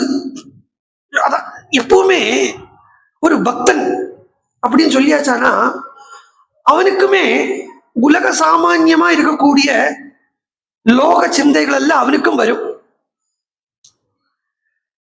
இந்த கோவிலுக்கும் போவான், சம்டைம்ஸ் கோவிலுக்கும் போவான், அதே சமயத்துல வேற ஏதாவது தப்பு தண்டாவும் பண்ணுவேன். உண்மையை சொல்றேனே, ஐயோ பெரும்பாலும் இப்படி நடக்கிறது லோகத்துல. காலம்பரை பார்த்தா கோவிலுக்கு போறான், பட்டப்பட்டையா விபூதி போட்டுக்கிறான், கழுத்துல எல்லாம் ருத்ராட்சம் போட்டு இருக்கான், இப்படி எல்லாம் இருக்கான். சாயங்காலம் பார்த்தா கள்ளு குடிக்கிறானே. இது இருக்கு லோகத்துல. நான் புதுசா ஏதோ சொல்லலை, எல்லாருக்குமே லோகத்தை பார்க்கறது தான் சொல்றேன். என்னோட அபிப்பிராயம் என்னன்னா, அது நம்ம பார்க்கப்படாதுமே. அவன் என்ன பண்ணான்னு பார்க்க வேண்டிய நம்ம வேலை இல்லை. அவன்கிட்ட ஏதாவது நல்லது இருக்கா அதை எடுத்துக்கிறது. அவன்கிட்ட ஏதாவது நல்லதுக்கு விபரீதமா இருக்கா அது பகவான் பார்த்துக்க போறார். அவன் ஒரு பக்தன் இப்படி இருக்கானே அப்படி இருக்கானே சொல்றதுக்கு நமக்கு இது இல்லை, யோகியதை இல்லை ஃபர்ஸ்ட் ஆஃப் ஆல். ஆனா எப்பவும் இப்படி ஒரு காம்பினேஷன் இருக்கும். இப்படியும் பண்ணுவான் அப்படியும் பண்றான், இதுவும் பண்றான் அதுவும் பண்றான். இவெல்லாம் ஒரு பக்தனா இப்படி கேட்டுருவா. சரி, ஒருத்தனை பக்தன்னோ அபக்தன்னோ சொல்றதுக்கு முதல்ல நமக்கு ரைட்டு கிடையாது. அந்த ரைட்டு கம்ப்ளீட்டா பகவான் கிட்ட தான் இருக்கு. டெட்ஸ் வித் பகவான். அவனை போய் இவன் பக்தன் இல்லை இவன் பக்தன் இப்படி நம்ம சொல்றதுக்கு இல்லை. ஏதோ நம்ம ஒருத்தனை பெரிய பக்தன் அப்படின்னு சொல்றோம்னா நவகிரகத்தை சுத்தின்னு இருக்காங்கிறதுனாலே பக்தன் சொல்றது. அவன் ஏன் நவகிரகத்தை சுத்துறான்னா பக்கத்து வீட்டுக்காரன் இல்லாம போனமே சொல்றதுக்காகவே சுத்திட்டு இருக்காங்க. அதனால இதை வச்சு ஒருத்தருடைய ஆக்டிவிட்டியை பார்த்து பக்தன் சொல்லிட முடியாது. மனசை வச்சுதான் பக்தன் சொல்ல முடியும். ஏன் சொல்ல வந்தேன், அப்பப்போ பக்தன் கூட அவனுக்கு கூட இந்த மாதிரி எண்ணங்கள் வருது. அவன் கூட காமத்துக்கும் கோபத்துக்கும் அடிமை ஆயிடுறான். ஆனா இவன் இந்த சுக்ரீவன் அதே மாதிரி தான். ஆனா அவன் விவேகியான ஒரு பக்தன் அப்படிங்கிறதுனால அவன் காமம் ஆயிடுத்தே, கோபப்பட்டுட்டேனே அப்படிங்கறது எல்லாத்தையும் அவன் எங்க போய் சொல்றான்னா பகவான் கிட்ட போய் சொல்றான். பகவானே, இப்படி எனக்கு கோபம் வந்துடுத்தே, எனக்கு காமம் வந்துடுத்தே, எனக்கு ஆசை வந்துடுத்தே, எனக்கு இந்த மாதிரி இந்த எண்ணங்கள் எல்லாம் வரதே, அந்த எண்ணங்கள் எல்லாம் நீயே பார்த்துக்கோப்பா அப்படின்னு அந்த பகவான் கிட்டே போய் சரணடையக்கூடிய பக்தனுக்கு தான் விவேகியான பக்தன் பேர். அதுதான் வாலி வந்தான் போட்டான்னா, வாலி அவனுக்கு மேல இடிக்கிறான்னா சுக்ரீவனுடைய பார்வை நேர ராமன் கிட்ட போறது. நேர ராமன் போறது. மொழி பிதுக்கி இருக்கு. ராமனை பார்க்கறான், இப்படி ஆயிடுத்தேங்கிறான். இந்த இடத்துல கூட உன்னை நம்பின்னு நான் வந்தேனே, நீ என்னை கெடுத்து விட்டியே, நீ சொன்ன வாக்க காப்பாத்தலையே, இப்படி எதுவும் சொல்லவும் இல்லை சுக்ரீவன். இதுக்குதான் நைட்டுக்கு நான் ஒரு பாட்டு சொன்னேன். நாவாடின கர்ம பலவந்தமாடிக்கே நீ வாடுவதேனோ ரங்கா அப்படின்னு கேட்டார் புரந்தரதாசர். என்னுடைய கர்மபலன் தலைக்கு மேல நிக்கிறத ஒன்ன போய் நான் கூத்துன்னு சொன்னேன்னா என்ன இருக்குதுல? நானே ஆசைப்படுறதோ எல்லாமே என்னுடைய ஆசையும் கோபமும் தாபமும் எல்லாம் என்னுடைய வாசனையா இருக்கிறத ஒன்ன போய் நான் குத்தம் சொன்னா அதுல காரியம் இருக்கா? அதனால சுக்ரீவனை ராமனை பார்த்தான். சுக்ரீவன் இப்படி ஆயிடுத்தே அப்படின்னா எப்படியோ தப்பிச்சான், ஓடி வந்துட்டான். சுக்ரீவன் ஓடி வந்ததுக்கு முன்னாடியே ராமன் லக்ஷ்மணர் ஓடி வந்துட்டான். ராமன் லக்ஷ்மணர் முதல்லயே ரிஷ்ய மூக்கம் அப்படிங்கிற அந்த பர்வதத்துக்கு வந்துட்டான். சுக்ரீவன் முள்ள வரான், நடக்க முடியாம இழஞ்சு வரான். ராமர் முன்னாடி உட்கார்றான். இப்படி ஆயிடுத்தே, என்னை இடிச்சுட்டானே, என்ன குத்திட்டானே, நல்ல வேளை உயிர் பொழைச்சது ராமா. உடனே ராமர் சொன்னார், எப்படி சொன்னார்னா, கருணம் தீனயா வாச்சா ராகவா புனரப்ரவீத். கருணையோட ஒரு சாஃப்டா சுக்ரீவன்ட்ட சொன்னாராம், சுக்ரீவா, நான் ஏன் வாயை மேல பானம் போடலேன்னு உனக்கு தெரியுமா? ஏன்னு கேட்டான். உன்னையும் வாலியையும் பார்த்தா எனக்கு வித்தியாசம் தெரிய மாட்டேங்கிறது, எனக்கு வேற்றுமை தெரிய மாட்டேங்கிறது. உங்களுக்குள்ள அலங்காரமா ஒரே மாதிரி இருக்கு, வேஷமா ஒரே மாதிரி இருக்கு, பண்ணக்கூடிய கிருத்திரிமங்களா அது ஒரே மாதிரி இருக்கு, நீங்க நடக்கிறதா ஒரே மாதிரி இருக்கு. சுக்ரீவா, உனக்கும் வாலிக்கும் ஒரே உடம்பு, ஒரே ஸ்வரம், முகத்துல ஒரே தேஜஸ், எல்லாத்திலையும் ஒரே மாதிரி இருக்கு. அப்படிங்கிறத நான் தப்பி தவறி வாலி மேல பானத்தை போடுறேனாக்கும் அப்படின்னு சொல்லிட்டு உன் மேல பானத்தை போட்டேன்னா அப்புறம் என்ன அர்த்தம் பாருங்க. செத்த முன்னாடி சொன்னேனே வாலி யாரு சுக்ரீவன் யாரு அப்படிங்கிறத ரெண்டையும் இங்க எடுத்துங்கோ. விவேகம் அவிவேகம், சேம் டைம் ஒரு சாமான்யமான யோகி, உயர்ந்த யோகத்திலே இருக்கக்கூடிய ஒரு யோகி. அப்போ இந்த விவேகத்தையும் அவிவேகத்தையும் சில நேரத்துல பாக்குறத ஒரே மாதிரி தான் இருக்கும். விவேகியே அவிவேகியே ஒரே ஒரு சமயத்துல பார்த்தோமானா அது ஒரே மாதிரி இருக்கும். இது புரியும்படியா சொன்னா, இந்த பெரிய பெரிய டிசிஷன்ஸ் எல்லாம் எடுக்கிறா இல்லையா, பெரிய பெரிய டிசிஷன்ஸ் எல்லாம் எடுக்கிறா இல்லையா, அவன் ரொம்ப படிச்சவனா தான் இருப்பான். ஆனா படிப்புங்கிற அந்த அறிவு கொடுக்கறது வேற, அனுபவம் அப்படிங்கிறது அறிவு கொடுக்கறது வேற.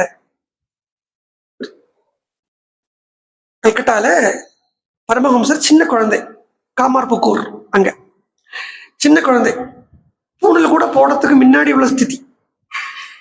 சின்ன குழந்தையா இருக்கார், விளையாடின்னு இருக்கார் தெருவில். இந்த பண்டிதாள் எல்லாம் ஒரு பெரிய சபையை கூட்டி பேசிட்டு இருக்கா. சோ கால்டு பண்டிதாஸ் பெரிய சபை கூடி பேசிட்டு இருக்கா. பேசிட்டு இருக்கிறத என்ன டிஸ்கஷன் அப்படின்னா, ஒரு ஹரிஜன் ஒரு பிராமணன் ரெண்டு பேர் இருக்கா. இந்த பிராமணனுக்கு தீராத வயிற்று வலி. அதனால அதுக்கு தீர்வு என்ன அப்படிங்கிறத சொப்பனத்துல பரமேஸ்வரன் சொன்னாராம், இந்த ஹரிஜனுடைய உச்சிஷ்டம் இருக்கே, எச்சல் இருக்கே, அது இந்த பிராமணன் சாப்பிட்டா தான் இந்த வயிற்று வலி போகும் அப்படின்னு சொல்லிட்டாரு. தங்களுக்குள்ளேயே எச்சில் தான். இப்ப எங்க எச்சிலே வேற யாரும் சாப்பிடப்படாது, உங்க எச்சிலே நான் யார் சாப்பிட. அதுவும் அந்த காலத்துல இந்த ஜாதி வரிங்கிறது எல்லா இடத்துலயுமே கொடூரமா இருந்த டைம் வேற, எல்லா இடத்துலயுமே. அப்படி இருந்த ஸ்திதியில இது எப்படி நடக்கும்? பகவானே சொன்னாலும் அப்படி சாப்பிட முடியாது அப்படிங்கிறா ஒரு குரூப். பகவானே சொல்லிட்டாருடா அப்புறம் என்னடா அவனுக்கு அப்படிங்கிற ஒரு குரூப். பரமஹம்சர் பார்த்தார், சின்ன குழந்தை, அப்போ கதாய் 5 வயசு பாலகன், டயர் உருட்டி விளையாடின்னு இருக்கார். அது நேரம் வந்தார், அவள்கிட்ட கேட்கிறார், மாமா என்ன மாமா பேசிட்டு இருக்கீங்களே, இப்படி இருக்குடா,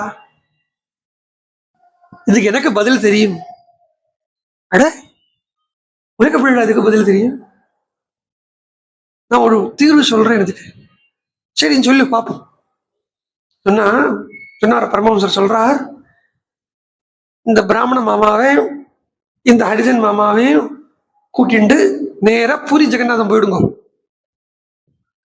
பூரி ஜெகநாதத்துல ஜெகநாதனுடைய பிரசாதத்தை ஒரு பூனை வாயிலிருந்து எடுத்து சாப்பிட்டா கூட தோஷம் இல்லை அப்படின்னு சொல்லப்படுறது. அதனால அதுக்கு எச்சில்ங்கிற தோஷம் கிடையாது. பூரி ஜெகநாதத்தினுடைய பிரசாதத்துக்கு எச்சில் தோஷம் கிடையாது, எச்சில் தோஷம் இல்லை. அப்படி இவாளை இந்த மாமாவை சாப்பிட சொல்லிட்டு அந்த மாமா அவருடைய எச்சில வாங்கி சாப்பிட சொன்னோம்னா பிரச்சனை முடிஞ்சு போயிடுத்தே. எவ்வளவு பெரிய விஷயத்த ஈஸியா சொல்ல வேண்டாம். இதுதான் படிச்சு வரக்கூடிய அறிவுக்கும் அனுபவத்திலிருந்து வரக்கூடிய அறிவுக்கும் இருக்கக்கூடிய வேறுபாடு. சில சமயம் விவேகியை பார்த்தாலும் அவிவேகியை பார்த்தாலும் ஒரே மாதிரி தான் இருக்கும். அவன் நடந்துக்கிறத எல்லாம் பாக்குறத திடீர்னு ஒரு அவிவேகியத்தான் இருப்பான், பார்த்தா பழைய விவேகியாட்டம் வெளியில காட்சி கொடுப்பேன். அதே சமயம் விவேகியா இருப்பேன், அவிவேகியாட்டம் நடந்துவேன். This happens. ராமர் பார்த்தார், எனக்கு உங்களுக்கு 2 பேருக்குள்ள நடுவுல அந்த வேற்றுமை தெரியலை, ஏன்னா நீங்க 2 பேரும் ஒரே மாதிரி இருக்கு. அவனும் வாலிக்கு ஒரு விதமா பார்த்தேனா, இந்த வாலிங்கிறவன ஒரு அல்ட்ரா அவிவேகின்னு சொல்லி தள்ள முடியாது. பூர்ண அவிவேகி இல்ல வாலி. ஏன்னா வாலி இந்த ஸ்திதிக்கு வரத்துக்கு அவனும் கொஞ்சம் சாதனைகள் எல்லாம் பண்ணியிருக்கான் அப்படின்னு ராமாயணமே சொல்றது. கோலேபன் நெடிக்க சொன்னேன், கோலேபன் அப்படிங்கிற கந்தரவன் கூட 15 வருஷம் யுத்தம் பண்ணி தான் வாலி இந்த ஸ்தானத்துக்கு அடைஞ்சிருக்கான் அப்படிங்கிறத. வாலி நல்லா படிச்சவன், வாலிக்கு விஷயங்கள் தெரிஞ்சவன், கர்மயோகியா இருக்கான். அதே சமயத்துல சுக்ரீவன் இந்த ஞான யோகியில் இருக்கான், ஞான யோகத்தில் இருக்கான். இவா 2 பேருக்குள்ள இந்த கர்மயோகத்தை கொஞ்சம், அதாவது கர்மத்திலேருந்து விடுபடணும் அப்படின்னா கொஞ்சம் கர்ம விஷயங்களை தெரிஞ்சுட்டாத்தான், கொஞ்சம் கர்ம சம்பந்தம் இருந்தாத்தான், கொஞ்சம் கர்மாவை பண்ணாதான் பூர்ணமா ஞான யோகத்துக்குள்ள என்டராக முடியறதுங்கிறது சாஸ்திரத்தினுடைய நிர்ணயம். இதனாலேயே சந்நியாசம் வாங்கிக்கணும் அப்படின்னு போகிறத, சந்நியாசம் பண்றதுக்கு, சந்நியாசம் தான் என்னன்னா எல்லா கர்மத்திலிருந்தும் விடுபட்டு இருக்கிறதுக்கு தான் சந்நியாசம் அப்படின்னு பேரு. கர்மம் இல்லை, ஜாதி இல்லை, மதம் இல்லை, எல்லாத்திலிருந்தும் விடுபட்டு இருக்கிறதுக்கு தான் சந்நியாசம் அப்படின்னு பேரு. அப்போ அந்த சந்நியாசம் சர்வ கர்மத்திலிருந்தும் விடுபட்டு இருக்கக்கூடிய சந்நியாசத்துக்கே ஒரு கர்மாவை சொல்றது சந்நியாச ஸ்வீகரணம் ஒரு கர்மா. அங்க ஹோமம் பண்றா, அதை பண்றா, இதை பண்றா, இதெல்லாம் நடந்துட்டு இருக்கு. இது எதுக்கு? இது கர்மத்திலிருந்து விடுபடணுமானா அதுவே ஒரு கர்மா வழியாத்தான் விடுபட வேண்டி இருக்கு என்கிற காரணத்தை காட்டுறதுதான் சந்நியாசத்தை கூட ஸ்வீகரிச்சுக்கிறத ஒரு கர்மா பண்றோம். இது இருக்கு. கர்மா தான் வேற ஒன்றும் இல்லை. ஹோமம் பண்ணுவா, அதை பண்ணுவா, இதை பண்ணுவா.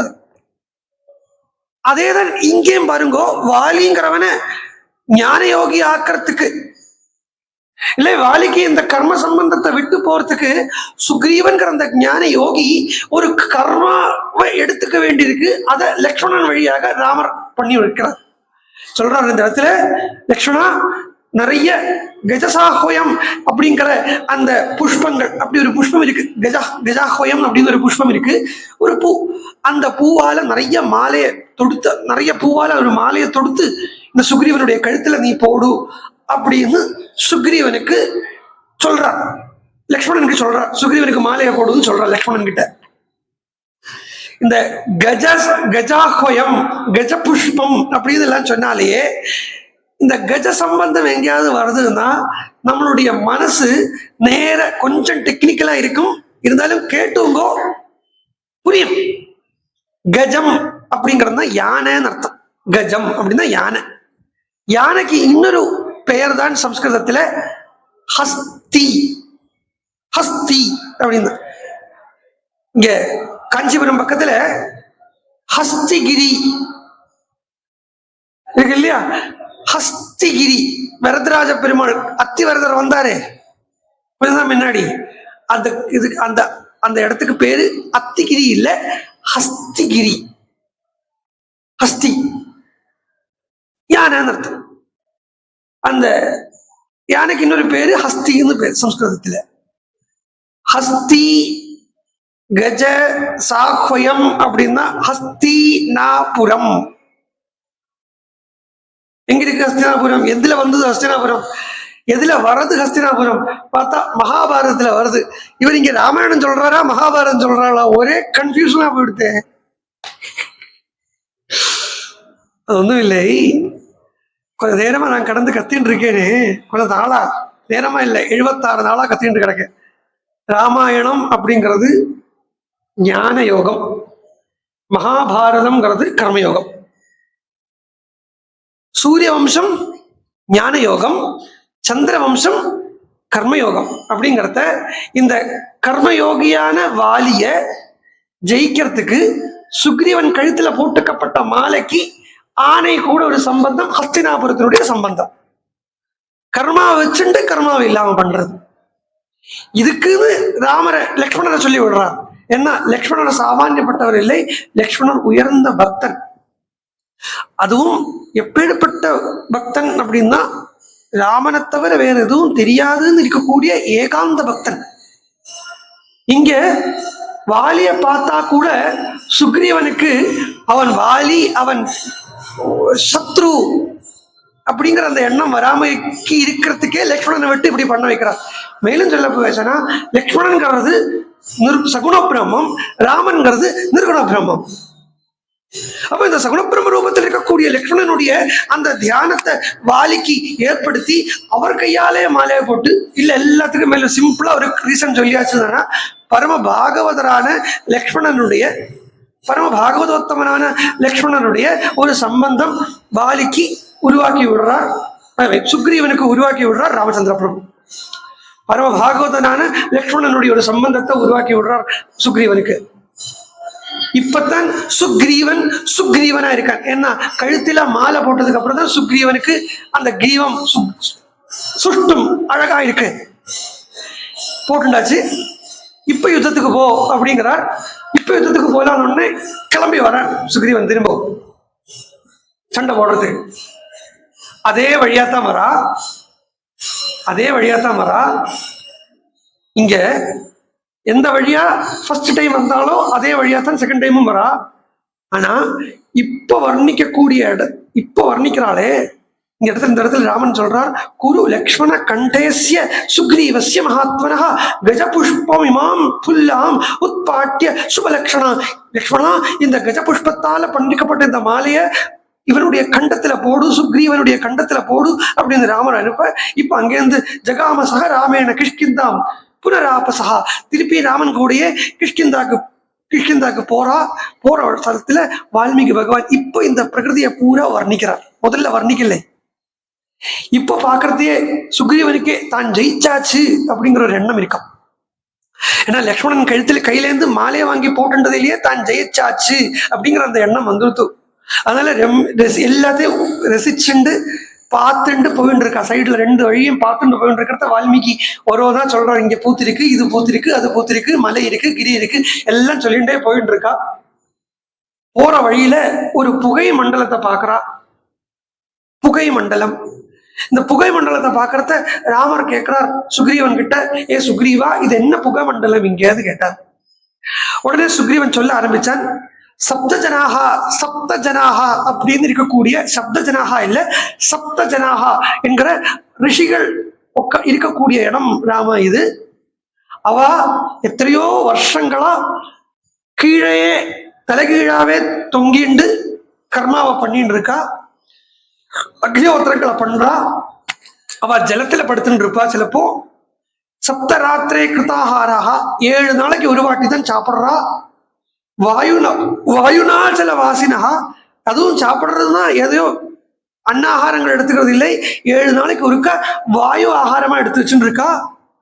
திவம் வருஷ சதைர் வாத்தா சப்தபிகி சகலே வராகா. இவ காரணத்தால் சரி, காரணமுறையும் சரி, ராத்திரியும் சரி, எப்படியோ ஒரே ஸ்திதியில் இருக்கா, வேற எந்த ஸ்திதி அவளுக்கு மாற மாட்டேங்கிறது. விசந்தி மோகாதி ஏப்பியத்திர நிவர்த்தந்தி தே புனகா. இந்த இடத்துல சாமான்யமா யாராலையும் வர முடியாது. இந்த இடத்துல இருந்து வந்துட்டாளானா தப்பிச்சு போகிறதுக்கு, இந்த இடத்துல இருந்து தப்பி போகிறதுக்கு அவனுக்கு சாமானிய ஒருத்தனால இங்கேருந்து தப்பி போக முடியாது அப்படின்னு ஒரு கதையை இங்க சுக்ரீவன் ராமனுக்கு சொல்லி கொடுக்குறான். இதெல்லாம் சாதாரணமா 9 நாள் ராமாயணம் பார்த்தா சொல்ல முடியாது. 9 நாள் ராமாயணத்துக்குள்ள இதெல்லாம் ஒண்ணுமே வராது. ஆனா இந்த கதைக்கு எஸ்பெஷலி இந்த இடத்துக்கு பெரிய சிக்னிபிகன்ஸ் இருக்கு, ரொம்ப சிக்னிபிகன்ஸ் இருக்கு. என்னன்னா, ராமர் கேட்கிறார், கிஷ்கிந்தாக்கு போற வழியில இது என்ன ஆசிரமம் அப்படின்னு கேட்கிறார். அங்க சுக்ரீவன் சொல்றான், 7 ரிஷிகள் இருக்கா, கர்மாவை பண்ணிட்டு இருக்காங்கிறான். இந்த கர்மாவை பண்ணிட்டு இருக்கக்கூடிய ரிஷிகள் அதுவும் 7 ஒரு தரம், 7 2 தரம், 7 3 தரம், 7.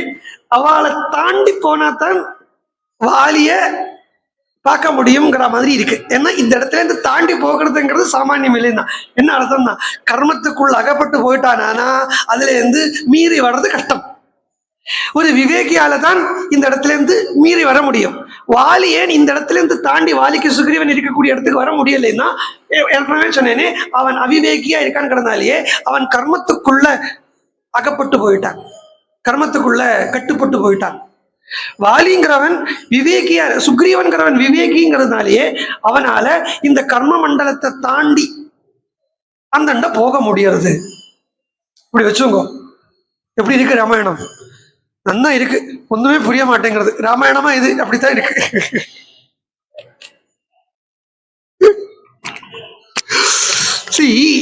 நான் என்ன தர்றேன், ஓரோரோ ராமாயணத்தில் இருக்கக்கூடிய ஓரோரோ சின்ன சின்ன கதைகள் இருக்கு இல்லையா, அதுல கூட பெரிய விஷயம் இருக்கு. ஒன்னு எடுத்துங்கோ, இந்த 100 நாள்ல இந்த ஏதோ செல்ஃப் பூஸ்டிங்கோ, இந்த தன்னை பொக்கி சொல்லிக்கிறதோ எதுவும் நினைச்சுக்காதீங்கோ. சொல்றேன், இந்த 100 நாள்ல 2 தான் உங்களுக்கு கேட்கறதுக்கு கிடைச்சதுன்னா பாக்கியம் பண்ணிருக்க. ஏன்னா இங்க நான் சொல்லலை, சத்தியமா சொல்றேன், அங்கேருந்து என்னவோ வருது, அதை அப்படியே சொல்லிட்டு சத்தியம். அண்ட் இப்படி ஒரு ராமாயணத்தை எங்குமே பார்த்தாலுமே ஞானத்தை தவிர வேற எதுவும் இல்லை. ஞானத்தை தவிர இந்த இடத்துல வேற எதுவும் இல்லை. அப்படி உயர்ந்த ஸ்திதியில் இருக்கு இந்த ராமாயணம். கதைக்கு வருவோம். இங்க இருந்து அந்த சுக்ரீவன் இருக்கக்கூடிய சுக்ரீவனும் ராமனுமா வாலி இருக்கக்கூடிய இடத்துக்கு போறா. அங்க போய் திரும்பவும் சுக்ரீவன் சத்தம் போடுறான், கத்துறான், கத்தி கூப்பிடுறான் வாலிய, வாடா அப்படின்னு. உடனே வாலி எழுந்திருக்கிறான் வாலி. இதெல்லாமே வாலி எழுந்திருந்து வர்றது தாரா பாக்குறான். எல்லாத்துக்கும் இங்க தாராவுடைய கனெக்ஷன் இருக்கும். இந்த இடத்துல இருந்து தாரா பார்த்தா ஓடி வந்து ஆலிங்கனம் பண்ணிட்டா வாலிய, நீ போகாதேங்கிறா. உடனே வாலி சொல்றான், ஏன் போனா என்ன? இல்ல, சுக்ரீவனுக்கு ஒரு வாட்டி வந்து அடி வாங்கிட்டு போயிருக்காங்க. ஒரு வாட்டி வந்து அடி வாங்கிட்டு போனவன் திருப்பியும் அந்த அடிபட்ட காயம் கூட ஆறாமல் திருப்பியும் வந்து சண்டைக்கு கூப்பிடுறானா அவனுக்கு பின்னாடி ஏதோ பெரிய பலம் இருக்கு அப்படிங்கிறது தெரிய வருது. பெரிய பலம் ஏதோ வச்சுட்டு இருக்கான். நாசகமானியம் மன்னியே சுக்ரீவம் தமிழ் ஆகதம். அவன் தனியா வரமாட்டான், ஏதோ பெரிய பலம் வச்சுட்டு இருக்கான். நம்ம குழந்தை அங்கதன் இருக்கானே, அந்த குழந்தை அங்கதனுமே என்கிட்ட வந்து ஒரு விஷயத்த சொன்னான். அவன் விளையாடுறதுக்கு போறத, இந்த ரிஷிமுக பர்வதத்துக்குனுடைய அந்த பரிசரங்கள்ல விளையாட போகிறத அவன் பார்த்தானா, சுக்ரீவனை சுத்தி எப்பவுமே 4 பேர் தான் இருப்பா, இப்ப 6 பேரா உட்கார்ந்து இருக்காளாம். சுக்ரீவனை சுத்தி எத்தனை பேர் இருக்கா? 6 பேர் இருக்கா. 6 பேர் இருக்காளா, இப்ப 6 பேரா உட்கார்ந்து இருக்கா. அதனாலேயே அந்த உட்கார்ந்து இருக்கிறதுல 2 பேர் பார்த்தா மனுஷாலா இருக்கா. அதுவும் சாமானிய மனுஷாலா இல்ல, பலவான்களா இருக்கா, தேஜஸ்விகளா இருக்கா. இவ கையில வில் வச்சுட்டு இருக்கா, வில்லன்களா இருக்கா.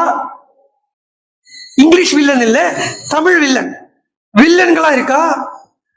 இப்படி இருக்கிறத காது வரைக்கும் நீண்ட தனுஷோட கூடி இருக்கா. ஓரோ வார்த்தைக்கும் பிராதானியம், இம்பார்ட்டன்ஸ் இருக்கு.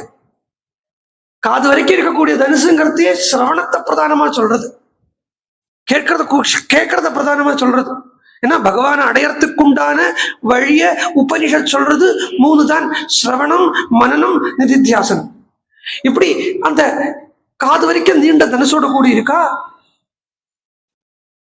கை நீண்ட புஜங்கள் இருக்கு அவளுக்கு. இக்ஷ்வாகு குலத்துல வந்தவாளாம்.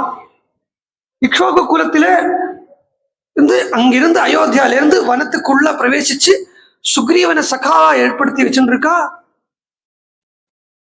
அவளை பார்த்தா எனக்கு என்னன்னு தோணுறதுன்னா, அதுல அவன் மூத்தவனுக்கு பேரு ராமன் பேராம். ராமஹா பரபலாமதீம் யுகாந்தாக்னிரிவோத்திதா. ராமன் பேரு பல பரபலங்களை, அதாவது பிறருடைய பலத்தை தன் வசத்துல எடுத்துக்க கூடியவன் ராமன். அவன் எப்பேற்பட்டவன் அப்படின்னா, நிவாச விருக்ஷ சாதுனாம் ஆபன்னானாம் பராங்கதிஹி ஆர்த்தானாம் சம்ஸ்ரயஸ்சைவ யசசஸ்சைகபாஜனம். நிவாச விருக்ஷ சாதுனாம். சம்சாரத்துல இந்த உலகியல் வாழ்க்கையில ரொம்ப கஷ்டப்படுறான். உலகியல் வாழ்க்கையில கஷ்டப்படுறத விட்டுடுங்கோ. இப்ப அடிக்கிற கும்பகோண வெயில் இருக்கே, அந்த வெயிலுக்கு கஷ்டப்படுறான்னு வச்சுக்கோ. மத்தியானம் 12 மணி டைம் ஒருத்தன் தலையில லெக்கேஜ வச்சுண்டு நடந்து வந்துட்டு இருக்கான். நம்ம தூரம் நடந்து வந்துட்டு இருக்கான். நம்ம தூரம் நடந்து வந்துன்றதனுடைய தலையில லெக்கேஜ் இருக்கு. கஷ்டப்படுறான், வேர்க்கிறது, வேர்வை சிந்துறது, உடம்பு டயர்ட் ஆகிறது, அவனால நடக்கக்கூட முடியலை அப்படின்னு வரத்த அவனுக்கு கண்ணு கட்டுற தூரத்துல பக்கத்திலேயே இந்த சுமை தாங்கி அப்படின்னு கல்லு வைப்பா. அந்த காலத்துல எல்லாம் சுமை தாங்கி, அதாவது ரோட்ல 2 கல்லை இப்படி வச்சு ஒரு கல்லை இப்படி போட்டு நம்மளுடைய சுமைகளை எல்லாம் அதுல இறக்கி வைக்கிற மாதிரி ஒரு கல்லு வைப்பா. அது சுமை தாங்கி கல்லுன்னு பேரு. அப்படி ஒரு சுமை தாங்கி கல்லையும் பார்த்து, அந்த சுமை தாங்கி கல்லுக்கு பக்கத்திலேயே ஒரு நல்ல பெரிய ஆலமரம் பார்த்து, நல்ல நிழல் கொடுக்கக்கூடிய ஆலமரத்தை பார்த்து, அப்படி அந்த ஆலமரத்தை பார்த்துட்டு இருக்கிறதையே அந்த ஆலமரத்தினுடைய பக்கத்திலேயே ஒரு நல்ல குளமோ ஏதோ ஒரு ஜலாசயம் ஏதாவது இருக்கிற மாதிரி பார்த்தான்னா இத பார்த்தாலே அவனுக்கு எப்படி பார்க்கறது விடுங்கோ. இப்ப கேட்டப்பவே நமக்கு என்ன ஒரு ஆறுதல் கிடைக்கிறதோ இது மாதிரி ராமன் அப்படின்னா உலகியல் வாழ்க்கையில சுகத்துக்கும் துக்கத்துக்கும் நடுவுல போராடின்னு இருக்கக்கூடிய ஒருவனுக்கு உன்னுடைய சுகத்தையும் உன்னுடைய துக்கத்தையும் நான் வாங்கிக்கிறேன்டா, உனக்கு இந்த சம்சார தாபத்தில் இருந்தவருக்கு ஆறுதல் ஆட்டம் நிழல் தரேன்டா, உனக்கு என்னையே தரேன்டா அப்படின்னு சொல்லக்கூடிய ஒரு நிவாச விருட்ச சாதுனாம், சாதுக்களுக்கு உண்டான ஒரு நிழல் கொடுக்கும் மரம் ராமன். ஆபன்னானாம் பராங்கதி, யார் யாரு ஆபத்தில் இருக்கா யார் யாரு ஆபத்தில் இருக்கா அப்படின்னே பார்த்துண்டு அந்த ஆபத்தில் இருக்கக்கூடியவாளை காப்பாத்துறதுக்கு அடிக்கடி அடிக்கடி அடிக்கடி பூமிக்கு வந்துட்டு இருக்கக்கூடியவன் நிவாச விருட்ச சாதுனாம் ஆபன்னானாம் பராங்கதிகி. சொல்றான், ஞான விஞ்ஞான சம்பன்னஹா நிதேசே நிரதஹ்பிதுஹு, ஞானத்திலேயும் விஞ்ஞானத்திலேயும் நிறைந்தவன். ஆர்த்தானாம் சம்சயச்சைவ, ஆர்த்தி அப்படின்னாலேயே பீடைன்னு அர்த்தம், கஷ்டம். இந்த கஷ்டப்படுறவனுக்கு போய் நிக்கலாம்னு தைரியமா இருக்கக்கூடிய ஒரே ஒரு இடம். என்ன கஷ்டம் வரட்டும், என்ன கஷ்டத்தை போய் கேட்டாலும் ஒன்னு அவன் தள்ளி வைக்க மாட்டான், ஒன்னு அவன் பக்தன் ஏத்துக்க கூடியவன். அப்படிப்பட்ட ஒரு இடம். ஆர்த்தானாம் சம்சயச்சைவ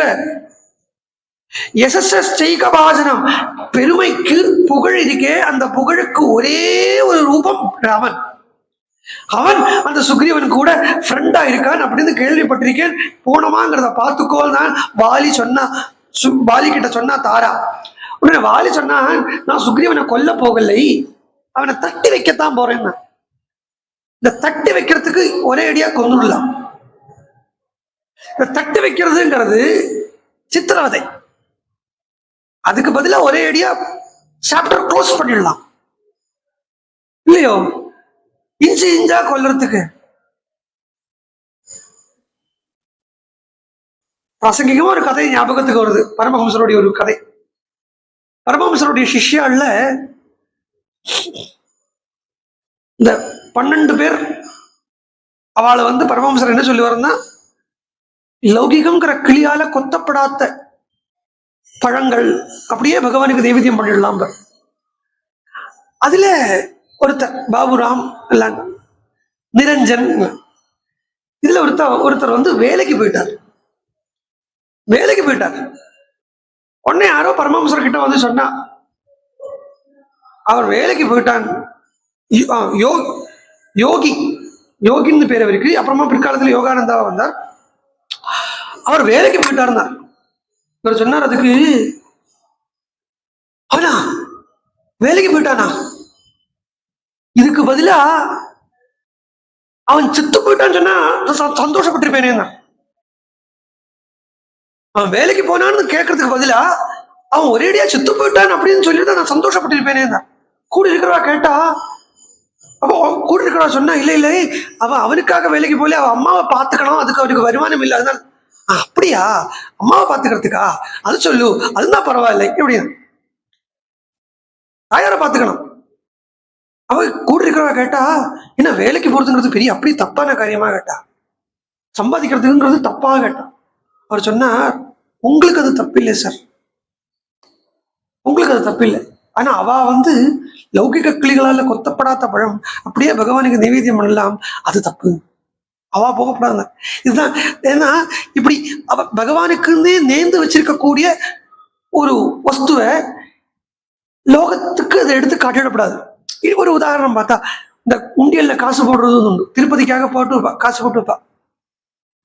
முதல்ல அது சில்லறை மாத்திரைன்னு ஆரம்பிப்பா, அதுல இருந்து எடுக்கிறதுக்கு. சேஞ்ச் மாத்திரைன்னு 500 ரூபா சேஞ்ச் அதுல போட்டுட்டு 500 ரூபாய் அதுல இருந்து எடுக்கிறேன்னு ஆரம்பிப்பா. அப்புறம் போட்டுட்டு எடுக்கிறது மாத்திரம் தான் இருந்துட்டு இருக்கும். பகவானுக்கு நேர்ந்து வைக்கிறத அப்படியே வச்சிருக்கணும், அதுக்குள்ள எதுவும் தொட்டுடக்கூடாது. அப்படி தொடர்றதுதான் வைக்கவே கூடாது. இதுதான் வாலி அவனை சுக்ரீவனை போட்டு அடிச்சு இல்லாம பண்றதுக்கு ஒரே அடியா க்ளோஸ் பண்ணி விட்டுருக்கலாம் அப்படின்னா. வாலிய சொன்னான், ராமன் ஒரு காலம் அதர்மத்துக்கு பின்னாடி போகிறவன் அல்ல அப்படிங்கறத நான் கேள்விப்பட்டிருக்கேன். அதனாலேயே இப்ப நான் எந்த அதர்மமும் பண்ணலையே, என் மேல தப்பு இல்லையே, அந்த தப்பு இல்லாத என்ன ராமன் தண்டிக்க மாட்டான் அப்படின்னு சொல்லிட்டு தான் வாலி வரான். தப்பில்லை அப்படிங்கிறது அவனுக்கு, அவனை பொறுத்த மட்டும் தப்பில்லை. உலகத்துல பார்த்தா இப்படித்தான் இருக்கும். நாம் பண்ற ஒரு காரியம் எனக்கு சரியா இருக்கும், மற்றவனுக்கு தப்பா இருக்கும். இதுக்கு பரமஹம்சர் சொல்லுவார், தன் கையில் இருக்கப்பட்ட வாட்ச் தான் கரெக்ட் டைம் காட்டுறதுன்னு எல்லாரும் சொல்லுவாளாம். தன் கையில் இருக்க இல்லையா, இந்த வாட்ச் தான் கரெக்ட் டைமை காட்டுறதுன்னு எல்லாரும் சொல்லுவா. அதனால இப்ப என்கிட்ட நீ தப்பு பண்ணினியா அப்படின்னு கேட்டா, பெரிய தப்பே நான் பண்ணிருந்தா கூட அதுவும் தப்பு இல்லைன்னு அதை எனக்கு ப்ரூவ் பண்றதுக்கு ஐ குட் ஹாவ் கலெக்ட் ஒரு 1000 ரீசன்ஸ். நான் அதுக்கு 1000 காரணத்தை உண்டாக்குவேன். அது மாதிரி வாலியுமே 1000 காரணத்தை வச்சுட்டு தான் இருக்கான் இது தப்பு இல்லை அப்படின்னு நிரூபிக்கிறதுக்கு. நேரம் வந்தான், வந்து சுக்ரீவன் கிட்ட திரும்பவும் கட்டிக்கிறா, பொலறா. ரொம்ப நாளா எடுத்து இல்லையா பார்த்து, அண்ணா தம்பி பார்த்து, அதனால கட்டிக்கிறா, பொலறா, மண்டையை பிடிக்கிறா, மரத்தை எடுக்கிறா, எல்லாம் பண்ணா. ராமர் பார்த்துட்டே இருக்கார். வாலியினுடைய கழுத்தில மாலை இல்லை, சுக்ரீவன் கழுத்துல மாலை இருக்கு. மாலை உள்ளவன் சுக்ரீவன் அப்படின்னு தெரிஞ்சுட்டார். ஒரு அம்பை எடுத்தார். அந்த அம்பை நேரா வாலிக்கு மேல போட்டார். வாலி அப்படிங்கிற அந்த அவிவேகத்துக்கு முன்னாடி போட்டார். அவன் மறைஞ்சு போடலை, நின்றுதான் போடுறார். ஏன்னா அங்கேருந்து சுக்ரீவன் ராமனை பாக்குறான். சுக்ரீவன் ராமனை பாக்குறது சுக்ரீவனுக்கு ராமன் கண்ணுக்கு தெரியறான். சுக்ரீவன் வாலியும் ஒரே இடத்துல தானே கட்டிட்டு யுத்தம் பண்ணிட்டு இருக்கா. அப்போ சுக்ரீவன் பாக்குற ராமனை ஏன் வாலியால பார்க்க முடியலைன்னா, it is not the fault with Rama, it is the fault with Vali. இங்க ராமன் மறைஞ்சு யுத்தம் பண்ணலை, அவிவேகம் இருக்கிறதுனால, அவனுக்கு அந்த ப்ரூடன்ஸ் இல்லாததுனால அவன் கண்ணுக்கு ராமன் தெரியலை, ராமனுடைய பானம் மட்டும் தெரிஞ்சது. அதனால வாலிங்கிறத சரீரம் கீழே விழப்பட்டது. சரீரம் கீழே விழுந்த உடனே அந்த வாலி இருக்கக்கூடிய திசைக்கு ராமன் போறான். ராமன் போற உடனே வாலி ராமனை பாக்குறான். லக்ஷ்மணன், ராமன், சுக்ரீவன் 3 பேருமா வாலி பக்கத்துல நிக்கிறா. ராமன் சொன்னான் லக்ஷ்மணன்ட்ட, ஆயிடுத்து லக்ஷ்மணா வாடா திரும்பி போலாம் அப்படின்னு சொன்ன உடனே வாலி கூப்பிட்டான். லாஸ்ட் வெப்பன் வாலி கையில் இருக்கு. கூப்பிட்டான், ஆர்திர சுரத்துல கூப்பிட்டான், ராமான. ததஸ்திரம் தஸ்ய வீர்யஸ்ய ஸ்வர்க மார்க்க பிரபாவகம். சொர்க்கத் மார்க்கத்துக்குண்டான வழியை திறந்து வைக்கக்கூடிய ராமனுடைய பானம் வாலினுடைய ஹிருதயத்துல போய் விழுந்தது. உடனே அவனுக்கு விவேகம் வந்தது. ராமான்னு கூப்பிட்டான். இது வரைக்கும் வரல விவேகம். ராமான்னு கூப்பிட்டான். ராமான்னு கூப்பிட்டா அப்புறம் ராமனால நகர முடியாது. அங்கேயே வந்து நிற்கிறார், வாலி பக்கத்திலே வந்து நிற்கிறார். சொல்லு வாலின்னார்.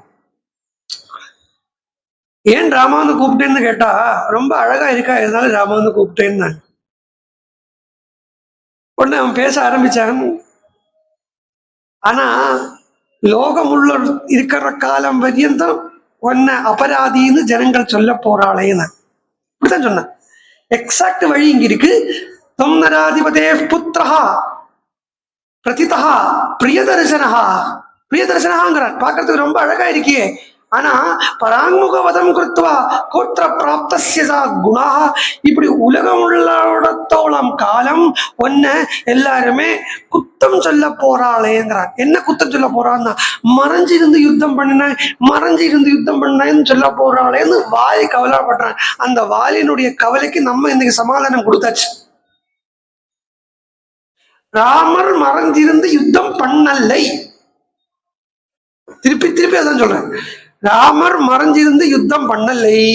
வாலியினுடைய கண்ணுக்கு ராமன் தெரியலை. என்ன அவிவேகியா இருக்கிறதுனால, அல்பஜானியா இருக்கிறதுனால. இது ரீசனா. உடனே ராமன் கிட்ட கேட்கிறான், நாங்க மிருகங்கள் தானே, எங்களுக்கு இது நீ ஏன் என்ன கொன்னாய்? அந்த கேள்வி பதில சுருக்கமா சொல்லி முடிச்சுடுறேன், விஸ்தாரமா நாளைக்கு பார்ப்போம். அதுக்குள்ள ஏராளம் எக்கச்சக்கமான விஷயங்கள் இருக்கு. பட் ஆஸ் ஏ ஒரு ஃபினிஷிங் அப் மாதிரி ஜஸ்ட் வந்து வைண்டிங் பண்ணிடுறேன், ஒரு உபசம்ஹாரம் பண்ணிடுறேன். இன்னைக்கு நாழி ஆயிடுச்சு. 3 கேள்வி கேட்கறாங்க. 3க்கும் ராமர் பதில் சொல்றார். முதல்ல கேட்டான், நாங்களும் குரங்குகள், ஏன் என்ன கொன்னை? இந்த இந்த இடத்துல எங்களை நாங்க தப்பு பண்ணினோம் கொல்றதுக்கு உனக்கு என்ன அதிகாரம் இருக்கு? இது முதல் கேள்வி. ரெண்டாவது கேட்கிறான், நாங்க குரங்குகள்.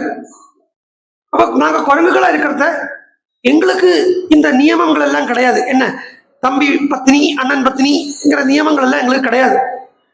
சோ அதுக்கு உனக்கு என்ன வந்தது? இப்போ மூணாவது, எல்லாத்தையும் விடு, ஒரு ராஜாவா எங்கிட்ட நேரடியா யுத்தத்துக்கு வர வேண்டியது தானே? ஏன் மறைஞ்சு யுத்தம் பண்ணேன்? அப்படின்னா ஹைடா இருந்து யுத்தம் பண்ணேங்கிற அர்த்தம் இல்ல. சுக்ரீவன் கூட நின்று ஏன் யுத்தம் பண்ணேன்? சுக்ரீவன் வழியா ஏன் யுத்தத்துக்கு வந்தாய்? ஸ்ட்ரைட்டா எங்கிட்ட யுத்தத்துக்கு வந்திருக்கலாமே. நேர கிஷ்கிந்தா வரத்துக்கு ரிஷிமுகம் வழியா சுத்தி அடிச்சு ஏன் யுத்தத்துக்கு வந்தாய்? நானே என்கிட்ட சொல்லியிருந்தா நானே போய் சீதையை கூட்டிட்டு உன் கையில ஒப்படைச்சிருப்பேனே. இது மூணு சொன்னேன். இதுக்கு மூணுக்கு ராமர் பதில் சொல்றார். முதல்ல சொன்னேன் இல்லையா, நாங்க வானரர்கள், இது வனம், எங்களுடைய ராஜ்யம், நீ யாரு எங்களை கொல்லறதுக்கு அப்படின்னு கேட்டதுக்கு ராமன் சொன்னான், இது வனராஜ்யமா இருக்கட்டும், ஆனா இந்த சமுத்திரம் வரைக்கும் எல்லையா இருக்கக்கூடிய பூரா பூமியுமே இக்ஷ்வாகு வம்சத்தாருடைய சமுத்திரம் தான் எங்களுக்கு எல்லை. சமுத்திர க்ஷிதீசானம் அப்படிங்கிறான் காளிதாசன். இந்த சமுத்திரம் தான் எங்களுக்கு எல்லை அப்படின்னு இருக்கிறத இந்த காடும் எங்களுடைய ஆதீனத்துல உட்பட்டது. இப்ப நகரத்தை பரதன் ராஜாவா இருந்து ராஜ்யபாரம் பண்ணிட்டு இருக்கான். அப்படிங்கறதுனால நகரம் மாத்திரம் தான் பரதனுடைய ஆக்ஞை செல்லுங்கிறது கிடையாது. இந்த நகரமும் வனமும் பரதனுடைய ஆக்ஞைக்கு உட்பட்டு இருக்கு. அந்த பரதனுடைய ஆக்ஞையை நிறைவேற்றத்துக்காக வனராஜ்யத்தை நான் பார்த்துக்கிறேன் பரதா அப்படின்னு பரதன் கிட்ட நான் சொல்லிட்டு வந்திருக்கேன். அதனாலே வனத்துக்கு நான் தான்டா ராஜா, வாலிட்ட நான் தான் ராஜா. அதனாலேயே இங்க ஒரு தப்பு நடந்தது அப்படின்னா அது கேட்கறதுக்கு உண்டான பூர்ண அதிகாரம் பரதனுக்கு உண்டு, பரதனுடைய ஆக்ஞையால எனக்கு உண்டு. வாஸ்தவமா பரதனுக்கே இந்த ஆக்ஞை எங்கிருந்து வந்திருக்குன்னா பாதுகாட்டேருந்து வந்திருக்கு. அதனால என்னுடைய பாதுகா எங்கும் செல்லும். தேசிகன் தான் வேதாந்த தேசிகன். தேசிகனுடைய பாதுகா சாஸ்திரம் இருக்கே என்ன இருக்குன்னா, சொல்ற இந்த வாலி வதத்தை, ஐ மீன் இந்த வாலிக்கு மோட்சம் கொடுக்கறத பாதுகாய வச்சு கனெக்ட் பண்ணிட்டு இருக்கார். நீ ஏன் இங்க வந்தாய் அப்படின்னு கேட்கிறானா வாலி. நீ ஏன் இங்க வந்தாய் அப்படின்னு கேட்டதுக்கு ராமர் சொல்றாராம், கால் போன போக்குல வந்தேன்னாராம். கால் போற போக்குல நீ வந்தாய் அப்படின்னா ஏன் காலாலேயா நடந்து வந்தாய் அப்படின்னு கேட்டானா வாலி. ஆமாம், காலால தான் நடந்து வந்தேன்னு தன்னுடைய திருவடியை வாலியை காண்பிச்சானாம். உடனே வாலி கேட்டானா, திருவடி பாதுகா இல்லாமல் திருவடியோட வந்தையா அப்படின்னா. உடனே ராமர் சொன்னாராம், அந்த பாதுகா தான் உனக்கும் மோட்சத்தை கொடுக்கணும் அப்படின்னு என்ன சொல்லி விட்டுருக்கு. அதனாலதான் வாலி அந்த பாதுகானுடைய பிரபாவத்தாலதான் பாதுகா இல்லாமலே உனக்கு மோட்சம் கிடைச்சிருக்கு. அப்ப அந்த பாதுகா கூட இருந்தா உனக்கு என்ன ஸ்திதி கிடைக்குங்கிறது எனக்கே சொல்ல தெரியலையே அப்படின்னா ராமர். இது பாதுகாவனுடைய பிரபாவமாக இந்த வாலி மோட்சத்தையும் பாதுகா வச்சு சொல்றது. சோ ராமனுடைய பாதுகாவனுடைய ஆக்ஞை ராமன் இங்க கொண்டு விட்டுருக்கு. அதனால ஃபர்ஸ்ட் கேள்விக்கு பதில் கொடுத்தாச்சு. ரெண்டாவது கேள்வி என்னன்னா, நாங்க மிருகம், எங்களுக்கு இதெல்லாம் ஒன்றும் கிடையாது இப்படின்னு சொன்னாங்க இல்லையா. ராமர் கேட்கிறார், அப்போ மிருகத்துக்கு இன்னது நியமம், மனுஷாளுக்கு இன்னது நியமம் அப்படின்னு நியமானியமங்களை தெரிஞ்சுட்டு இருக்க, தர்மத்தை தெரிஞ்சுட்டு இருக்க, நீ ஒரு சாமானிய வானரன் இல்லை. அதனாலே உனக்கு மனுஸ்மிருதி தான் தெரிஞ்சிருக்கு. நீ ஒரு சாதாரணமான ஒரு வானரமா இருக்க முடியாது.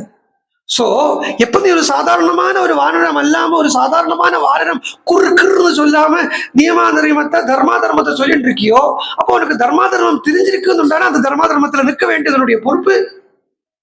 அப்படி அந்த தெரிஞ்ச தர்மத்தை நீ அனுஷ்டானம் பண்ணலைங்கிறதே தப்பு. மேலும் தம்பி பத்னி அப்படிங்கிறது பெண் மாதிரி, அதனால உன்னோட உயிர் எடுக்கிறதுக்கு எனக்கு அதிகாரம் இருக்கு. சரி, என்கிட்ட நேரடியா யுத்தத்துக்கு வந்திருக்கலாமே அப்படின்னா, நீ ஒரு ராஜா, நான் ஒரு ராஜாங்கிற முறையில நேரடியா யுத்தத்துக்கு வந்திருக்கலாமே அப்படின்னா, நீ இப்ப ராஜாவா இருக்க. இப்ப உங்ககிட்ட யுத்தத்துக்கு வரணுமானா செஸ் விளையாடுறதையே ராஜாவை ஃபர்ஸ்ட் மூவா எடுத்து வைக்க முடியுமா செஸ்ல? உங்களுக்கு ஐதர் அந்த பானோ இல்லாட்டினா அந்த நைட்டு தான் குதிரை, அதை தான் எடுத்து ஃபர்ஸ்ட்ல வைக்கிறதுக்கு முடியும். மூணாவது ஒரு ஸ்டெப்புங்கிறது செஸ்ல ஃபர்ஸ்ட் ஸ்டெப் கிடையாது. இருக்கப்பட்ட அந்த 8 பவுன்ல ஏதாவது ஒரு பவுன் வைக்கலாம், இல்லாட்டினா 2 நைட்ல குதிரையில ஏதாவது 2 குதிரை எடுத்து வைக்கலாம். இப்போ அதேதான் கேம். நீ ஒரு ராஜா என்கிட்ட யுத்தத்துக்கு வந்தா நீ முதல்ல யுத்தத்துக்கு வருவியா? இருக்கிற வானரால் எல்லாத்தையும் அனுப்புவை, இவாள் எல்லாரையும் அனுப்புவை. உன்னுடைய காமக்குரோதத்துக்காக இந்த வானரால போல நான் இல்லாம பண்ண வேண்டிய ஒரு சூழ்நிலைக்கு நான் ஆளாயிருப்பேன். இவாள்லாம் எனக்கு தேவை இருக்கு. இவாள்லாம் எனக்கு இவாளை டூர் கூட்டிட்டு போக போறேன், லங்கா டூர் கூட்டிட்டு போறதுக்கு எனக்கு தேவை இருக்கு. இந்த டூர் கூட்டிட்டு போறதுனுடைய இன்னொரு இது என்ன தெரியுமா? ராமர் லங்காக்கு கொண்டு போறாரு வாழ் எல்லாம். அங்க ராமரே சொல்றார், உங்களை யாரையுமே நான் இங்க சண்டை போடுறதுக்கு கூட்டிட்டு வரல, முதல்ல அது தெரிஞ்சுங்க. சொல்றது நீங்க எல்லாம் எங்க கூட நின்றுட்டு நான் யுத்தம் பண்ற அழகை பார்த்துட்டு இருக்கணும். அதுதான் உங்களுக்கு உண்டான வேலை. உங்களை சண்டை போடுறதுக்கு நான் இங்க இருந்து அழிச்சுட்டு போறேன். சுக்ரீவன் முதல்ல சொல்றான், முதல் நாள் யுத்தத்துக்கு முதல் நாள் ப்ரீவியஸ் டே சுக்ரீவன் என்ன பண்றான், அந்த சுவேல பர்வதத்துக்கு மேலேந்து ராவணனை பாக்குறான். ராவணனை பார்த்த உடனே அவனுக்கு பல்ல கடிச்சுட்டு கோபம் வருது. ஒரு குதிச்சா சுவேரு பர்வதத்திலே நேர ராவணன் உட்கார்ந்து இருக்கப்பட்ட இடத்துல போய் குதிச்சான், விழுந்த. ராவணனுடைய 10 தலைக்கு மேலே தாவி சண்டை போட்டு என்னெல்லாம பண்றான். அவனுடைய கிரீடம் கீழே விழுந்துடுத்தான். விழுந்த கிரீடத்தை எடுத்துட்டு நேர ஓடி ராமனுடைய பாதத்துல கொண்டு வச்சிருக்கான் சுக்ரீவன். பார்த்தா ராமர், ஏண்டா சுக்ரீவா இப்படி எல்லாம் பண்றாய்? சுக்ரீவன் சொல்றப்போ, சுக்ரீவா என்னுடைய உயிரோ, லக்ஷ்மணனுடைய உயிரோ, சீதையனுடைய உயிரோ எல்லாமே இருக்கிறது உனக்காக. நீ போயிட்டான்னா அப்புறம் எனக்கு சீதையை வச்சு என்னடா பிரயோஜனம் இப்படிங்கிறார் ராமர். அதனால உங்களை எல்லாம் நான் இங்க கூட்டு வந்தது யுத்தம் பண்றதுக்கு இல்லை, நான் யுத்தம் பண்ற அழகை பாக்குறதுக்கு அப்படின்னார். ஸோ இவாளெல்லாம் எனக்கு தேவை இருக்கு, நான் இவாள் எல்லாரையும் அழைச்சுண்டு லங்காக்கு கொண்டு போனோம். எனக்கு ராவணன் கூட கொஞ்சம் டீலிங்ஸ் இருக்கு. ஸோ இப்ப நான் யுத்தத்துக்கு வந்தேன்னா இவாளெல்லாம் நான் அனாவசியமா வதம் பண்ண வேண்டிய வராதா வலி உனக்காக. அதனாலதான் நேரடியா வல்லை இந்த கிஷ்கிந்தா ரஷ்ய மூக பர்வதம் வழியாக சுத்தி வந்தேன், போருமா அப்படின்னு கேட்டார் ராமர். உடனே வாலி சொன்னான், நீ சாட்சாத் பகவான் அப்படிங்கிறது எனக்கு தெரியும், தர்மஜன் தெரியும், எல்லாம் ஆயிடுத்தும். இங்கதான் விவேகம் வருதுங்கிறது. என்ன இங்க உபதேசம் எங்கேயாவது கேட்டா the right from the horse mouth. Raman கிட்டே இருந்து உபதேசம் வாலி, ராமன் கிட்டே இருந்து சாட்சாத் ராமன் கிட்டே இருந்து உபதேசங்கிறதுனால அவனுக்கு அப்புறம் அந்த சந்தேகங்கள் எதுவும் இல்லை. வாலி ராமனை வச்சுன்னு நம்ம தான் சந்தேகப்பட்டு இருக்கோம் இன்ன வரைக்கும். அது வாலியே சொல்லிட்டு போயிருக்காங்க, உலகம் உள்ளளவுக்கும் உனக்கு இந்த அபகிருத்தி வந்துட போறதே அப்படின்னு. அது பெரும்பாலும் சத்தியம் பண்ணிட்டு இருக்க அப்பப்போ. பட் ஆனா ஒரே ஒரு காரியம் மாத்திரம் திருடமா மனசுல வச்சுங்கோ, திருப்பியும் ஒரே காரியத்தை சொல்றதுக்கு உண்டான ரீசன் என்னன்னா அதனுடைய இம்பார்ட்டன்ஸ் தான். அதுக்கு காரணம் அவிவேகத்துக்கு முன்னாடி ராமனை தெரியாது, அவ்வளவுதான். விவேகத்துல தான் விவேகிக்கு தான் பகவானை தெரியும், அவிவேகிக்கு ராமனை தெரியாது. That's the only reason. நமக்கு மறைஞ்சிருந்த யுத்தமே ஒன்றும் இல்லை. கொரில்லா வார் அப்படின்பா, கேள்விப்பட்டிருக்கிறோம். மறைஞ்சிருந்த யுத்தத்துக்கு பண்றதுக்கு கொரில்லா வாரம், அதொன்னும் இல்லை இங்க. இது அவனுடைய கண்ணுக்கு தெரியாதது அவனுடைய குறைவா, பெருமாளுடைய குறைவா? ஒரு அவிவேகியினுடைய கண்ணுக்கு தெரியாம இருக்கிறதுங்கிறது அவருடைய பெருமை என்ன? ஏதோ சொல்லுங்க. கல்லுன்னு பார்க்கக்கூடிய இது விபவாவதாரத்துல மாத்திரம் நினைச்சுக்காதீங்க. விபவாவதாரம்னா ராமாவதாரத்திலயோ கிருஷ்ணாவதாரத்திலயோ மாத்திரம் நினைச்சுக்காதீங்க. அர்ச்சாவதாரமா இருக்கிறதையே இந்த விவேகம் அவிவேகம் ஒர்க் பண்றது. அர்ச்சாவதாரமா பகவான் இருக்கிறதையே இந்த விவேகமும் அவிவேகமும் ஒர்க் பண்றது. எப்படின்னு பார்த்தா, இப்ப ஒரு கோவிலுக்கு ஒரு பக்தன், ஒரு ஆஸ்திகன் போனானா அவன் கையெடுத்து கும்பிடுறான். என்ன அவனுக்கு அது கல்லுன்னு தெரியறதுல, அவனுக்கு அது பகவான் அப்படிங்கிற எண்ணத்துல. அதுவே ஒரு நாஸ்திகன் போய் பார்த்தா ஒரு கோவிலுக்குள்ள போய் பார்க்கறானா அவனுக்கு அங்க பெருமாளை தெரிய மாட்டேங்கிறது. அங்க இருக்கிற அந்த ஆர்கிடெக்சரல் பியூட்டி தான் அவன் கண்ணுக்கு போடுறதுங்கிறத இங்க விவேகிக்கும் அவிவேகிக்கும் அர்ச்சாவதாரமே தரிசனம் கொடுக்கறதுல சாட்சாத்காரம் பண்றதுல ஒரு டிஃபரன்ஸ் இருக்கு இல்லையா? இதேதான் வாலி சுக்ரீவன் விஷயத்துல நடந்திருக்கு. வாலிங்கிற அவிவேகிக்கு ராமன பகவானா கண்ணுக்கு தெரியலை, ராமன் வந்து நின்னும் கண்ணுக்கு தெரியலை. சுக்ரீவனுக்கு விவேகம் மாத்திரம் இல்லை, அவன் கூட புத்திசாலியான ஆஞ்சநேயர் இருக்காருங்கிறதுனாலே அந்த சுக்ரீவன் இவந்தோ ராமனை பார்த்து முதல்ல பயந்தானால் கூட இந்த பயம்ங்கிறது முதல்ல வந்த பயம்ங்கிறது சுக்ரீவனுடைய அச்சஞ்சலத்தா இல்ல, அவனுடைய ரேஷனல் திங்கிங் தான்.